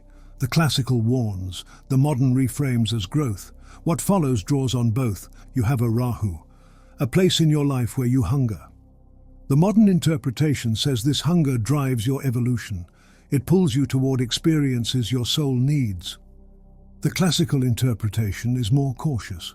This hunger may be an illusion, something that promises satisfaction and delivers only more craving. The shadow interpretation asks, is this hunger natural growth, or is it bottomless because somewhere, sometime, you learned that this particular desire was shameful, that you shouldn't want this, that this wasn't for you? Then you have a Ketu, a place in your life where you release easily, perhaps too easily. The modern interpretation calls this past life mastery, a spiritual gift, the capacity for non-attachment. The classical interpretation emphasizes Ketu's power to dissolve. Liberation, yes, but also loss, confusion, and the strange emptiness that follows letting go. The shadow interpretation asks, is this release genuine freedom, or is it the scar of a severance? A place where the capacity for a certain kind of fulfillment was cut away, maybe by you, maybe by circumstance, maybe by someone who told you this part of you was unacceptable. The lunar nodes aren't abstract, they're not metaphors. They are the mathematics of the eclipse cycle, the precise locations in the zodiac where light gets swallowed and returns. What you make of that, warning or wound, lesson or scar, depends on how you read your own chart. Every eclipse is Rahu's revenge. This is the mythological explanation the tradition offers for why eclipses happen. He remembers. He will always remember. The sun and moon who cried out, who pointed at him and said, he doesn't belong, who cost him his body, who turned his satisfaction into eternal hunger. So he chases them. The lunar nodes are the 2 points where the path of the moon crosses the path of the sun. Twice a month the moon passes through Rahu's position, twice a month through Ketu's, over and over. And sometimes, a few times a year, the geometry aligns, and Rahu catches what he's been chasing. A solar eclipse is Rahu swallowing the sun. A lunar eclipse is Rahu swallowing the moon. The sky goes dark. The light disappears. For a few minutes the demon has his revenge, but Rahu has no body. He swallows and the light passes through his mouth and out through the severed throat where his body used to be. He cannot keep what he catches. He cannot digest what he consumes. The light emerges. The eclipse ends. The sun and moon continue on their paths, and Rahu, forever hungry, begins chasing again. The nodes take 18 years to complete their cycle. The lunar nodes precess backward through the zodiac, returning to their original position approximately every 18.6 years. Vedic and Western astrologers alike have tracked this cycle for millennia. 18 years for Rahu and Ketu to return to where they were when you were born. 18 years for the nodal return. At 18, at 36, at 54, at 72.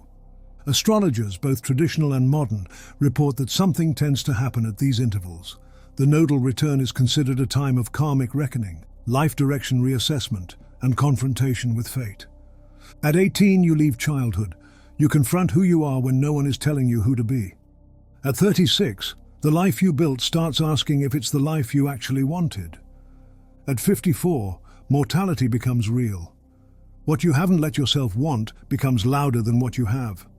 The traditional interpretation frames this as karma coming due, the contract of the soul that demands attention. The shadow interpretation notices the same pattern and asks, what split are you being asked to face? What hunger have you been running from? What release have you been calling freedom that was actually loss? Both frames see the same thing. The nodal return is not a casual transit. Something comes due. Here's what can be done. The tradition offers remedies, mantras for Rahu, gemstones for Ketu, and rituals to pacify the shadow planets. These practices have helped people for centuries and should not be dismissed. But there is also psychological work that can be done. For Rahu, feed him consciously. You will not kill the hunger. The hunger is immortal. The head will keep swallowing whether you acknowledge it or not. But you can choose what you feed it. Give Rahu something worthy of pursuit. Aim for the obsession. Let the hunger chase something meaningful. Work that matters. Love that challenges. Creation that demands everything you have. The hunger becomes a gift when it's directed. The demon becomes an engine. He will never be satisfied, but he can be employed in the right direction. This aligns with the traditional teaching. Rahu in a well-placed house, directed toward dharmic ends, can bring worldly success and growth. The shadow reading simply adds, know why the hunger is so large. Know what shaming might have made it bottomless. For Ketu, honor what was lost. The tradition says Ketu offers liberation, and it does. Non-attachment is genuinely freeing when it comes from fullness. But not all release is liberation. Some release is amputation. If your Ketu feels less like peace and more like numbness, remember that you cannot reattach the body. The severance already happened, but you can stop pretending the detachment is wisdom. Go back to the place where you cut yourself off, the relationship you ended before it could disappoint you, the dream you released before it could fail, the capacity you killed because someone told you it wasn't acceptable. Grieve it. Let yourself feel what it cost. Stop calling the wound enlightenment. Ketu's release can become genuine freedom, but first it has to be mourned. First, the loss has to be acknowledged as a loss. The moon keeps moving. Every month she passes through Rahu's position. 2 weeks later, through Ketu's, over and over. She was born from the same churning that birthed the demon. She knows him intimately. She has been passing through him for billions of years. And she is still here, still cycling, still waxing and waning, still going dark and coming back. The demon swallows her and she emerges. The darkness takes her and she returns. The wound that cannot be healed is a wound she passes through, not a wound that ends her. This is the teaching the myth offers, whether you read it traditionally or through the shadow. The split is real. You were promised something and it was taken. You reached for something and you were told you didn't deserve it. You were cut in 2 parts, the part that wants and the part that could be satisfied. And the two have been separated ever since. You will not fix this. Rahu and Ketu do not reunite. The discus has already fallen. The body is already dead. The head will keep swallowing forever, and nothing it swallows will ever fill it. But you are not only the demon, you are also the moon. You are the light that passes through the darkness and emerges on the other side. The luminosity that gets swallowed and comes back. The thing that was born from the same churning, that knows the wound intimately and that keeps moving anyway. The demon will chase you, let him. The darkness will swallow you, let it. You will emerge, you always have.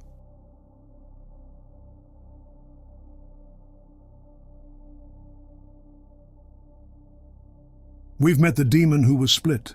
Now we meet the woman who was exiled, the first wife, the one who said no, and what she became in the darkness. I will not lie below. A woman looked at the man she was made beside and refused.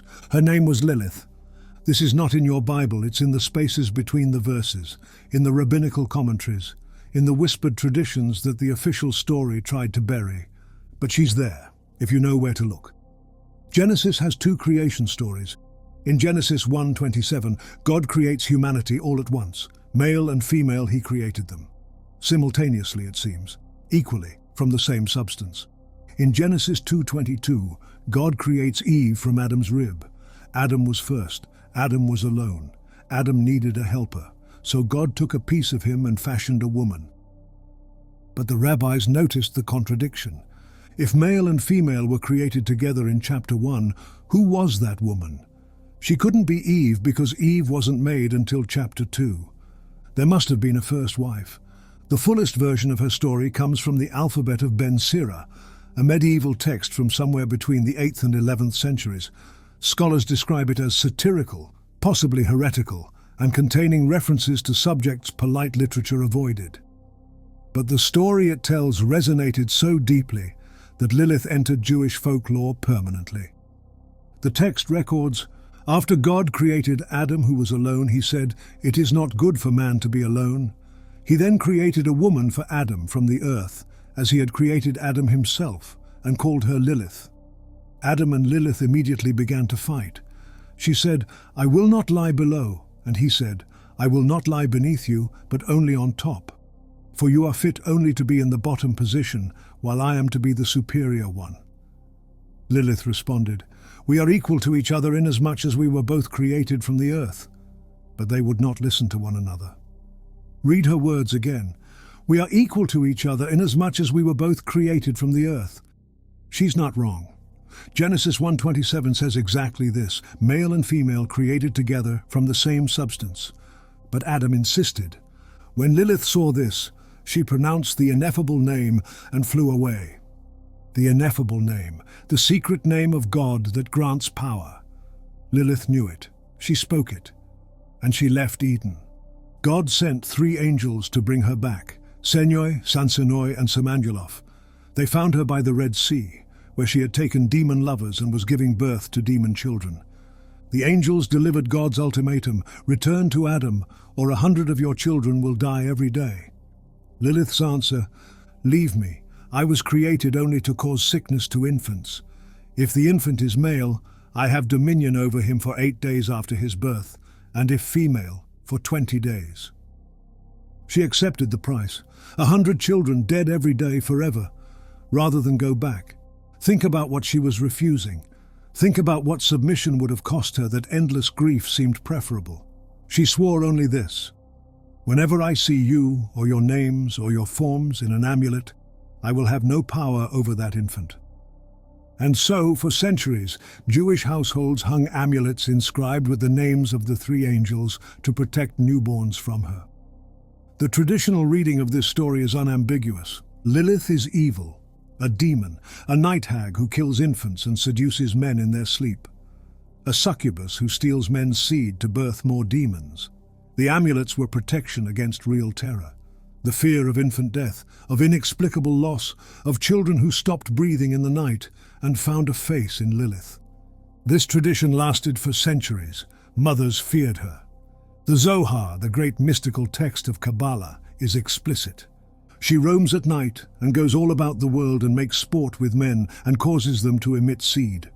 And elsewhere, she wanders about at night, vexing the sons of men and causing them to defile themselves. In Hebrew, one of Lilith's names is Ha-Gerusha, which means the divorced woman. But the same root gives us Jerush, which is expulsion or exile. Lilith is the exiled one, the one who left and cannot return. The Zohar records another version of her origin. Come and see, there is a female, a spirit of all spirits, and her name is Lilith, and she was at first with Adam. And in the hour when Adam was created and his body became completed, 1,000 spirits from the left side clung to that body until the Holy One, blessed be he, shouted at them and drove them away. When Lilith saw this, she fled. In this telling, Lilith was never Adam's wife. She was a spirit, an attachment, something that clung to him before Eve was made. When Adam received his true partner, Lilith fled in rage. Both versions circulate in the tradition. The first wife who refused submission, the spirit who was driven out when the true bride arrived, the demon and the liberator, the child killer and the woman who chose exile over inequality. Lilith holds both.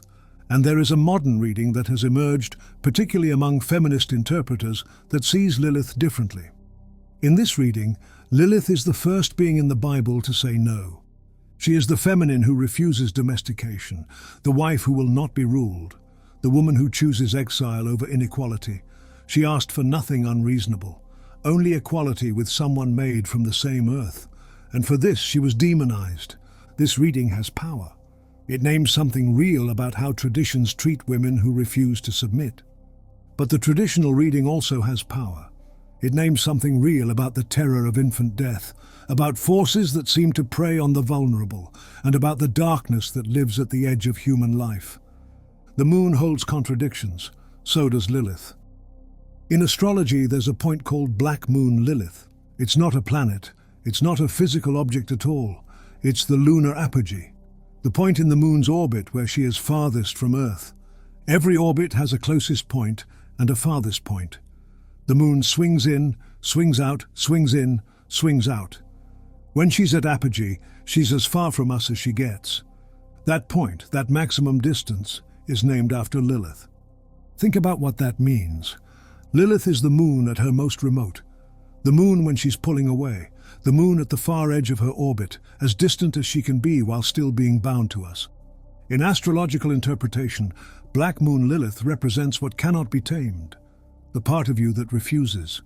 The rage underneath compliance. The sexuality that won't be controlled. The voice that says no when everything else says yes, fine, okay. She's also associated with shame. Black Moon Lilith points to the parts of yourself you've exiled. The desires you've deemed unacceptable. The power you've disowned because someone told you it was too much. Whatever sign and house Black Moon Lilith occupies in your chart, that's where your inner exile lives. That's where you've sent your Lilith to the Red Sea and tried to forget she exists. But Lilith is not the only dark feminine. Let me take you to the churches and crypts of Europe. There are over 500 images of the Black Madonna scattered across the Christian world. Most are in Europe, more precisely France, Spain, Poland, and Italy. But they appear everywhere the church went. A Black Madonna is exactly what it sounds like, an image of Mary, the mother of Jesus, depicted with black or dark brown skin. The official explanations are practical. Candle smoke darkened the paint over centuries. The wood was dark to begin with. The original artists were depicting Middle Eastern skin tones realistically. These explanations may be true. Many scholars accept them. But the scholar Ian Begg, who spent years cataloguing these images, came to a different conclusion. In his book, The Cult of the Black Virgin, Begg documents patterns that the practical explanations don't address. Black Madonnas are disproportionately found in caves, crypts, and underground chapels. They're associated with sacred springs and holy wells. They're often discovered rather than commissioned, found buried, found floating in rivers, or found in the hollow of a tree.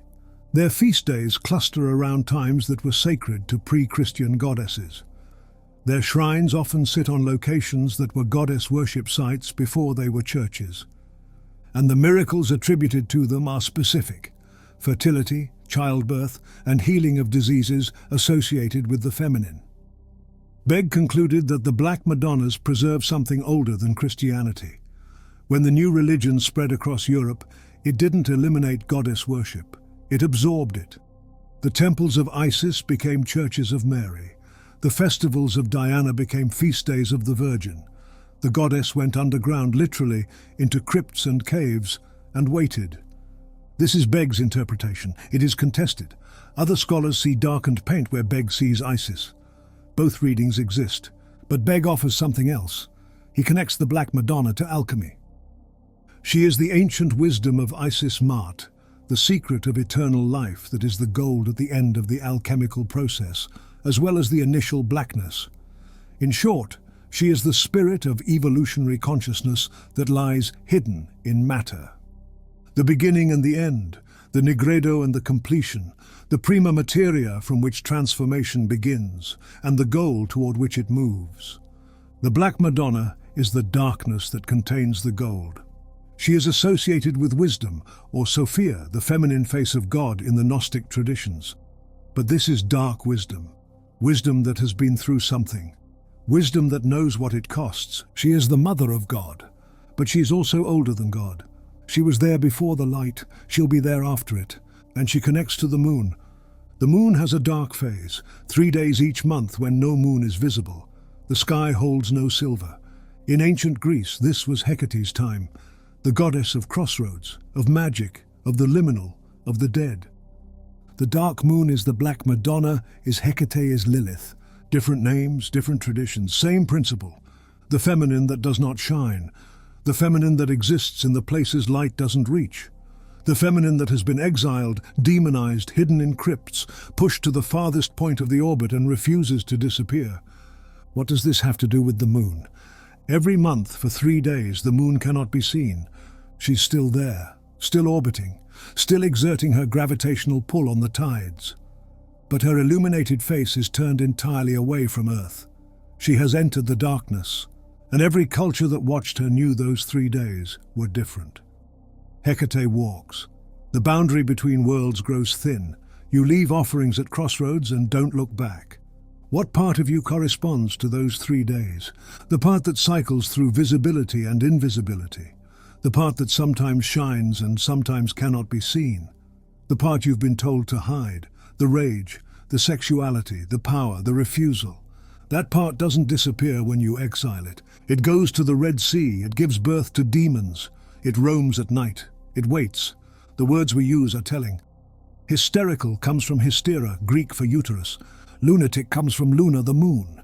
The pathology words are feminine words. The words for losing control are words for the body and the night sky. What happens to the parts of yourself that don't fit the solar model? Be rational, be consistent, Be productive, always visible, always available, always on. The parts that can't do this get exiled. They get sent to the far edge of the orbit. They get painted over, hidden in crypts, and demonized in medieval texts. But they don't disappear. Lilith is still out there. The Black Madonnas are still in their caves. Hecate is still at the crossroads. The dark feminine doesn't need your permission to exist. The question is whether you're willing to meet her. The exile becomes a haunting. The parts of yourself you've sent away don't leave. They go underground. They become what Jung called the shadow, the repository of everything you've decided you're not. And the shadow doesn't stay in its box. It leaks. It erupts. It shows up in your dreams as terrifying figures. It shows up in your relationships as projections. You see Lilith in every woman who refuses you, and every force that won't submit to your control. The dark feminine repressed becomes the devouring mother, the demon, the witch who must be burned. She becomes everything the tradition said she was. Because exile does that. The way back is through. You have to go to the Red Sea. You have to meet her where she is. You have to look at the demon children and the demon lovers and the rage and the refusal and say, I see you. I understand why you left. I'm not here to bring you back to a hierarchy that demands your submission. I'm here to learn what you know. Because Lilith knows things. She knows what it costs to say no. She knows what exile feels like. She knows how to survive in the wilderness, how to find power in the margins, and how to birth new life from darkness. The Black Madonna knows things. She knows what it means to hold the dying God. She knows what happens in the cave between crucifixion and resurrection. She knows the darkness that makes light possible. Hecate knows things. She knows the crossroads. She knows which path leads where. She knows what's waiting in the underworld because she can move between worlds freely. The dark feminine holds wisdom, the wisdom you get in the dark. The moon goes dark every month. For 3 nights she's invisible. For 3 nights Hecate reigns. For 3 nights there is no reflected light, no silver guidance, nothing to see by. And then the crescent appears. A sliver, a fingernail, a tiny curve of light on the edge of night. The moon returns. She always returns. The dark phase is real. The exile is real. The 3 days of invisibility are not an illusion, but return is what the moon does. Dark, then light. Exile, then return. Lilith at the Red Sea. And then the possibility, always the possibility, of recognition. The dark feminine, recognized, welcomed, given a place at the table as an equal. That's the healing the moon makes possible. That's what the dark phase is for.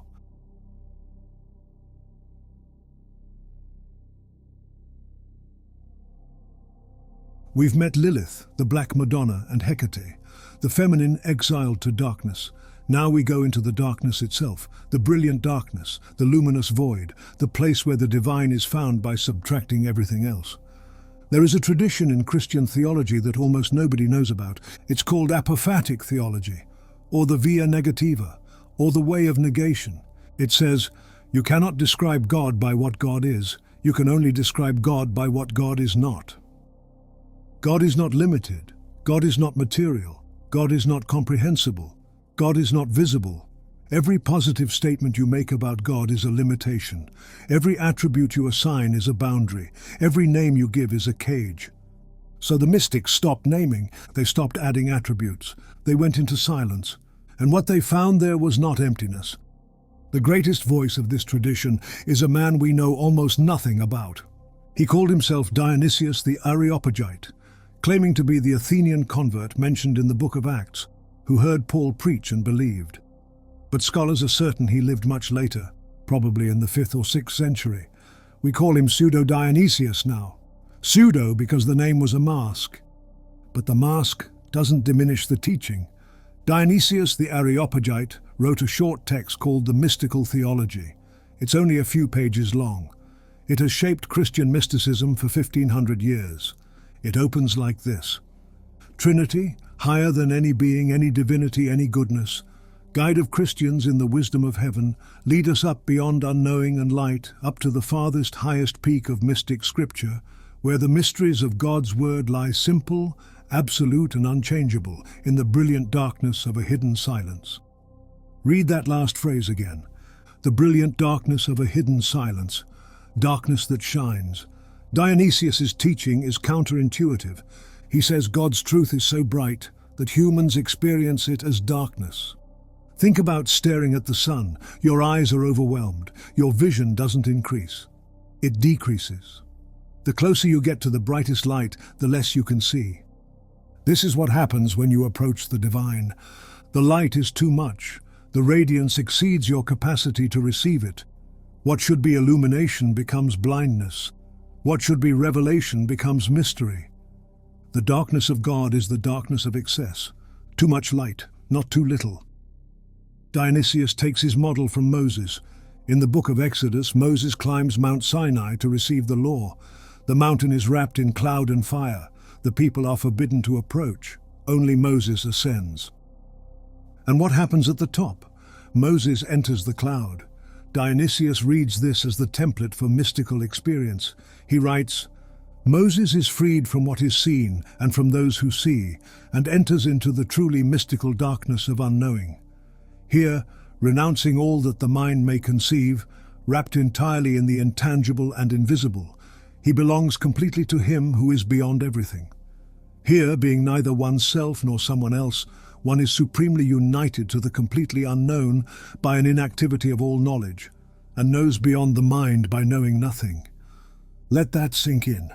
Knows beyond the mind by knowing nothing. This is a kind of knowing that happens when the ordinary mind stops. When you stop naming, when you stop grasping, when you stop trying to fit the infinite into your categories. What remains is not nothing.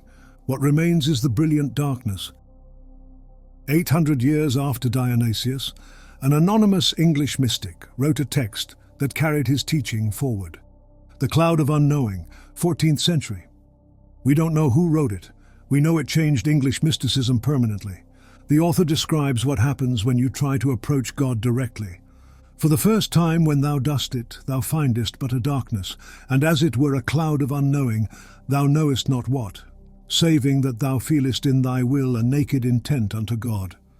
This darkness and this cloud is, howsoever thou dost, betwixt thee and thy God. A naked intent unto God. No images, no concepts, no theology. Just the bare reaching of the will towards something it cannot see. The author insists, of God himself can no man think, and therefore I would leave all that thing that I can think, and choose to my love that thing that I cannot think. Choose to love what you cannot think. This is an apophatic practice. This is how you enter the cloud. The Jewish mystics called the source Ein Sof, without end. Ein Sof is not God's name. Ein Sof is what God is before names, before creation, before the emanations that became the Sephirot, that became the tree of life, that became the world you live in. Ein Sof cannot be described, approached, or known. The Kabbalistic texts are careful. Everything they describe, Keter, Chokma, Bina, all the way down to Malkut, is already after Ein Sof. Already a stepping down, already a dimming of the light to a level creation can bear. Ein Sof is the light before the moon dimmed it. Ein Sof is the radiance before the vessel could hold it. Ein Sof is what you're actually talking about when you say God. But every time you say God, you've already lost it. The Kabbalists had a practice. When they wrote the divine name, they would write only the consonants, YHVH, no vowels, because to pronounce the name fully would be to claim you understood it. And you don't. The name is unpronounceable. The light is unseeable. The truth is unknowable, not because it's absent, because it's too present. Here is where the moon becomes teacher. The sun is direct light. The sun generates its own radiance.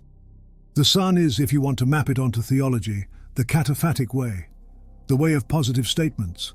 God is good, God is powerful, God is love. The sun says what things are. The moon is reflected light. The moon generates nothing. She receives and transforms. The moon is the apophatic way, the way of negation. God is not limited. God is not comprehensible. Not this, not that. The moon says what things are not, and this is not a weakness. The direct light of the sun blinds you. The reflected light of the moon lets you see. There's a teaching in multiple traditions about the spiritual dangers of too much light. In Kabbalah, it's the story of the 4 rabbis who entered the paths, the orchard, the paradise, and the place of divine secrets. The Talmud records it in Tractate Chang'e. 4 entered the orchard. They were Ben-Azai, Ben-Zoma, Acre, and Rabbi Akiva. Ben-Azai gazed and died. Ben-Zoma gazed and was harmed. Acre cut down the plantings. Rabbi Akiva entered in peace and left in peace. 4 went in. 1 died. 1 went mad. 1 became a heretic. Only Rabbi Akiva survived. The light was too strong for 3 of them. It destroyed them. In Greek mythology, it's Icarus. He flew toward the sun. His wax wings melted. He fell. In the tarot, it's the warning embedded in the sequence. Before the sun, 19. You must pass through the moon, 18. The moon card is confusing, disorienting, and full of illusions and fears. But it's necessary. It prepares you. It tempers your capacity. If you try to go straight to the sun, you burn. The moon is how you build tolerance. This is why the mystics valued darkness. Not because they rejected light, not because they were pessimists or nihilists, because they understood that the deepest light looks like darkness to unprepared eyes. Meister Eckhart, the 14th century German mystic, spoke of what lies beyond even the Trinity, a ground so primordial that the persons themselves have not yet emerged from it. He called it the silent desert into which no distinction ever peeped, of Father, Son, or Holy Ghost. The silent desert, not empty, silent. The distinction matters. A desert is not nothing. It is a place stripped of everything unnecessary. What remains is the ground itself. His student, Heinrich Seuss, described the ground of the soul as a silent darkness floating in. The deepest place in you, the place where you touch the divine, is dark with excess of light. St. John of the Cross wrote an entire treatise called The Dark Night of the Soul. It's become a cliché now. Dark night of the soul means any period of depression or difficulty, but that's not what John meant. John's dark night is a stage in the journey toward God. It's the stage where all the usual supports are removed. Prayer feels empty. Devotion feels meaningless. The presence you used to feel is absent. But this is a transition. The old way of knowing God is dying, so a new way can be born. The familiar light is being extinguished, so you can learn to see in the dark. John writes that the soul in the dark night feels abandoned, but is actually being held more closely than ever. The darkness is God's deeper approach. What does this mean practically? It means the dark phases of your life might not be what you think they are. The depression that won't lift, the confusion that won't clear, the sense that everything you believed has dissolved and nothing has replaced it. These might not be failures. These might be initiations. The brilliant darkness doesn't announce itself. It doesn't feel like progress. It feels like loss. It feels like dying. Because something is dying. It is the part of you that needed light to be bright, the part that needed clarity to be simple, the part that needed God to fit in your categories. That part is being burned away. And what remains, what emerges on the other side, is a capacity for a different kind of knowing. A knowing that doesn't need to see. A knowing that can hold contradiction. A knowing that finds the brilliant darkness brilliant. The moon enters this space every month. Between the last sliver of the waning crescent and the first sliver of the waxing crescent, there is the dark moon.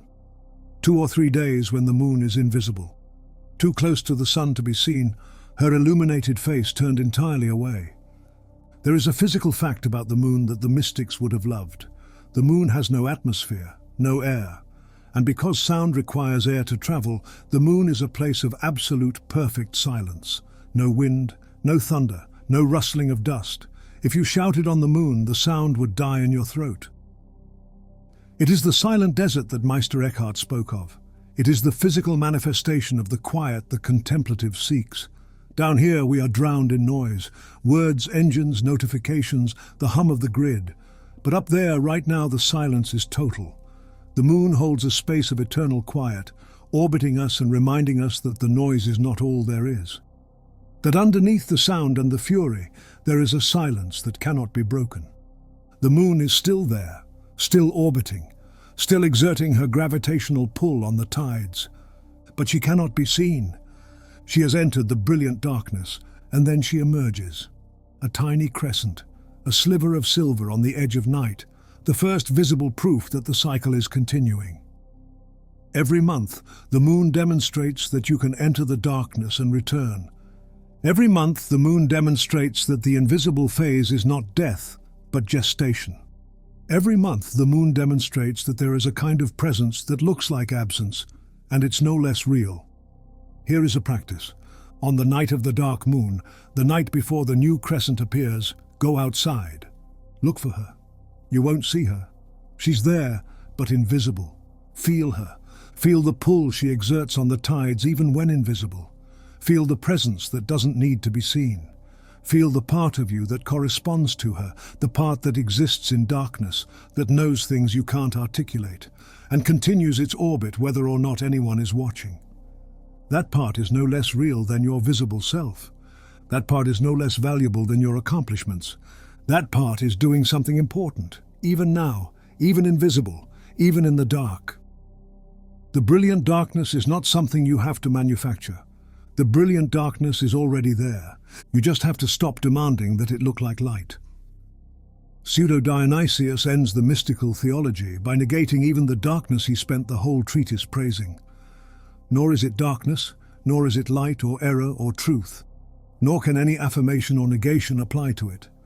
It transcends all affirmation by being the perfect and unique cause of all things, and transcends all negation by the preeminence of its simple and absolute nature, free from every limitation and beyond them all. This is lunar epistemology. This is how the moon knows the sun, not by generating her own fire, but by receiving and reflecting, by being illuminated rather than illuminating, by disappearing into darkness and trusting that the darkness is not the end. The moon has been practicing this for billions of years. She's still here. She's still teaching.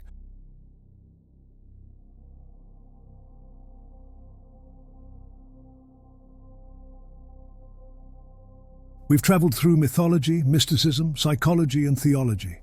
Now we return to the body, to what we've actually lost, and what might be possible if we remembered. There's a hypothesis that most researchers dismissed until recently.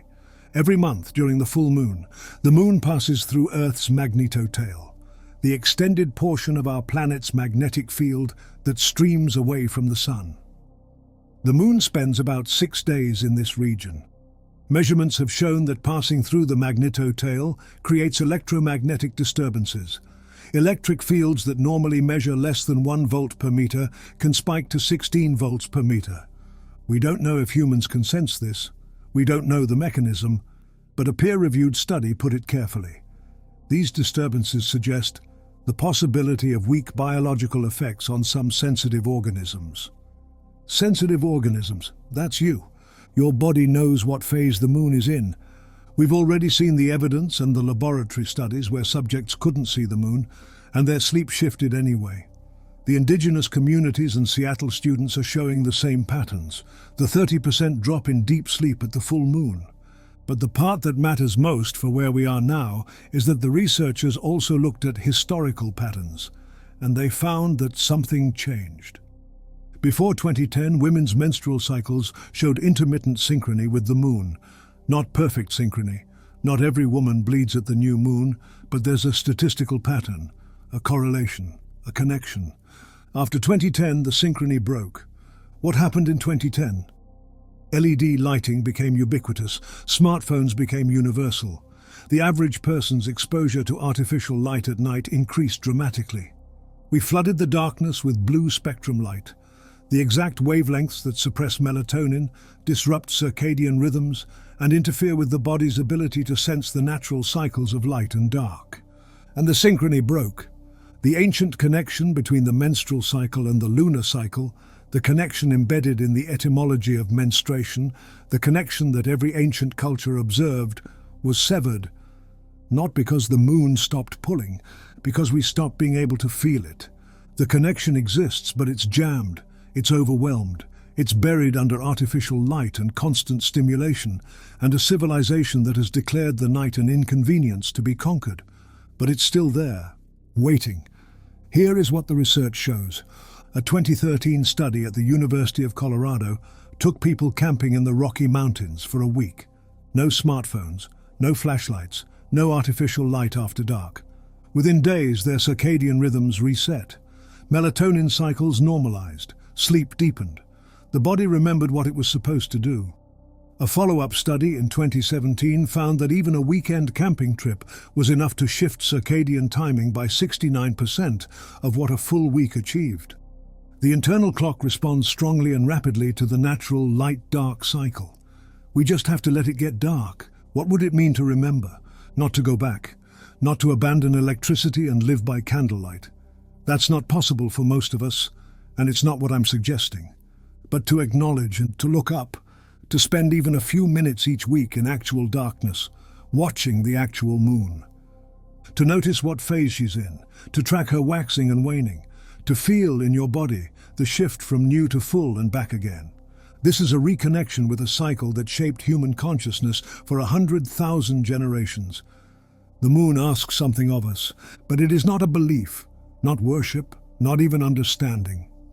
Attention. She asks us to look up, to notice her phases, to feel in our bodies the rhythm she's been keeping for 4 billion years. She asks us to acknowledge that we are not separate from the cosmos, that our sleep, our hormones, our moods, and our bodies are still entangled with her cycles, despite everything we've done to sever the connection. She asks us to remember that we are lunar creatures living in a solar civilization. And she asks us to consider, what would it mean to restore the balance?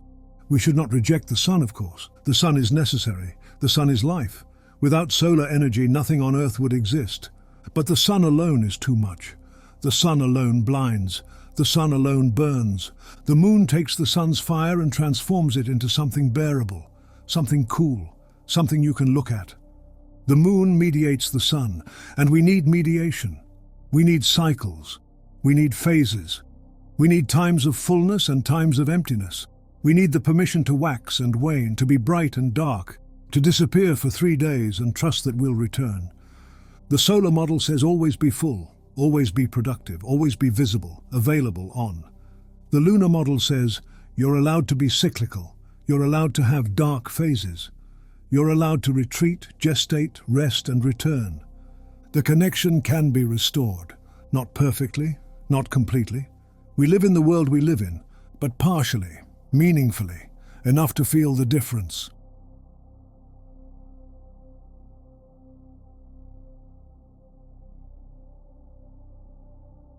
On Christmas Eve 1968, 3 men became the first humans to leave Earth's gravitational pull and orbit another world.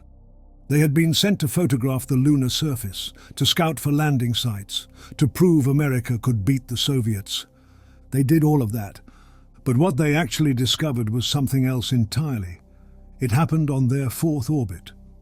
Commander Frank Borman was rotating the spacecraft when William Anders, photographing craters through the side window, saw something none of them expected. Earth, rising over the moon's horizon. Oh my God, look at that picture over there. There's the Earth coming up. Wow, that's pretty. Anders grabbed his camera, shot it in black and white, scrambled for color film, shot it again. That photograph, Earthrise, became one of the inspirations of the first Earth Day in 1970. It was selected as the first of Life magazine's 100 photographs that changed the world. But it was what Anders said later that matters most. We came all this way to explore the moon, and the most important thing is that we discovered the Earth. This is what the moon has always done, not illuminated herself, it illuminated us. Every civilization that watched her learned something, not about the moon, but about themselves. The Egyptians learned to track time. The Mesopotamians learned to predict eclipses. The Kabbalists learned that something in the cosmos is broken and waiting to be healed. Jung learned that the descent into darkness is a transformation process. And in 1968, we went to the moon and learned for the first time in human history, with our own eyes, from outside, what home looks like. The thing that really surprised me was that it projected an air of fragility. And why, I don't know to this day. I had a feeling it's tiny, it's shiny, it's beautiful, it's home, and it's fragile, declares Michael Collins from Apollo 11. Collins gazed at Earth and experienced wonderment, suddenly aware of how its uniqueness is stamped on every atom of my body. Researchers now call this the overview effect, the shift in perspective astronauts report when they see Earth from space. The borders disappear, the conflicts look absurd. The thin blue atmosphere looks like the only thing between everything alive and the void. 24 human beings have experienced it directly. The Apollo astronauts who went to the moon and looked back. The rest of us have to find another way. 4 years after Earthrise, a man named Eugene Cernan became the last human to stand on the lunar surface. Before he climbed the ladder to leave, he said this: "As I take man's last step from the surface back home for some time to come, but we believe not too long into the future, I'd like to just say what I believe history will record. That America's challenge of today has forged man's destiny of tomorrow. And as we leave the moon at Taurus Litro, we leave as we came, and God willing as we shall return, with peace and hope for all mankind." Not too long into the future, he said. It has been 53 years, and we are about to go back. But the missions being planned right now carry a strange irony. We call the main program Artemis. We named our return to the moon after the Greek goddess of the hunt, the sister of Apollo. Apollo was the god of the sun, Artemis was the moon. But we forgot who Artemis actually was. She wasn't just the moon, she was the protector of the wilderness. She was the defender of the untamed. She was the goddess who protected the forest from the greed of the city and punished those who hunted more than their share. We have named a mining mission after the goddess of the unexploited wild, because they aren't going for the view, and they aren't going for peace and hope. They are going for the water ice frozen in the dark craters of the South Pole. They are going for helium-3. They are going for rare metals. We are preparing to turn the moon into a gas station under the banner of the deity who would have forbidden it. The ancients feared that if they insulted the moon, she would withdraw her light. We are about to test what happens when you try to colonize a deity. When you take the symbol of the unconscious, the mirror of the soul, and treat it like a strip mine. This is why it matters that you look up tonight. Because she is still wild. She is still open. She is still the property of no one but the imagination. But that window is closing. You don't have to go to the moon to experience her. For tens of thousands of years, from the Lebombo bone to Cernan's ladder, humans have been doing it from right here. From fields and rooftops and temple steps and bedroom windows. The same light that fell on the woman carving notches into bone in prehistoric Africa falls on you tonight. The same phases the Mesopotamians tracked, the same silver the Orphics prayed to, the same disc Chang'e looks down from in her palace of eternal loneliness. The moon hasn't changed. The moon is exactly where she's always been. We're the ones who stopped watching. So here's what I'm asking. Tonight or tomorrow night or the next clear night you have, go outside. Find her, whatever phase she's in, full, crescent, gibbous or dark, it doesn't matter. And do what your ancestors did for 400 centuries. Watch, not to understand, not to analyze, not because this video told you to, because something in you already knows her. Because you've been watching her your whole life without realizing it. Because she's been waiting, patient, silver and silent, for you to remember that you're connected to something older than language. She's not a symbol. She's not a metaphor. She's not a dead rock. She's the only thing in the sky you can see as a place with your naked eyes. She's been watching you since the day you were born. And she'll still be there, doing exactly what she does, long after every one of us is gone.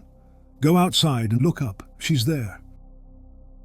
If you made it here, you're one of maybe a few thousand or 100 people who will watch this entire video.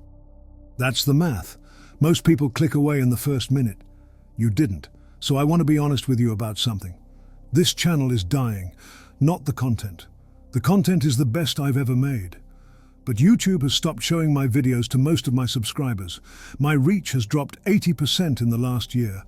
I don't fully understand why. I've tried to fix it. I'm still trying. I'm telling you this not to complain, but because you deserve to know what you're looking at. Irrevelato is not a brand. It's me, alone, making these after work because I couldn't stop thinking about them. If I stop, this stops. There's no one else. Right now I can keep going. But keep going means stealing hours from sleep, from relationships, from a life. That's sustainable for a while. It's not sustainable forever. So here's what would help. If you want to see more of this, turn on notifications. That bell icon is the only reliable way to know when I post. The algorithm won't show you otherwise. I'm not exaggerating. If this work is valuable to you, consider Patreon, $3 a month. That's the basic tier. If 1,000 people did that, I could quit my job and do this full time. I currently have 67. You would not be a drop in the bucket. You would be a significant part of what makes this possible. If you can't do monthly, there's PayPal for one-time support. Link below. And if you can't do any of that, share this video with one person who you think needs it. That costs nothing and it matters. I'm not going to beg. This work either finds its people or it doesn't. But I wanted you to know the actual situation, because you stayed until the end, because you're the kind of person this is for. Thank you. Now go find the moon. She's still there.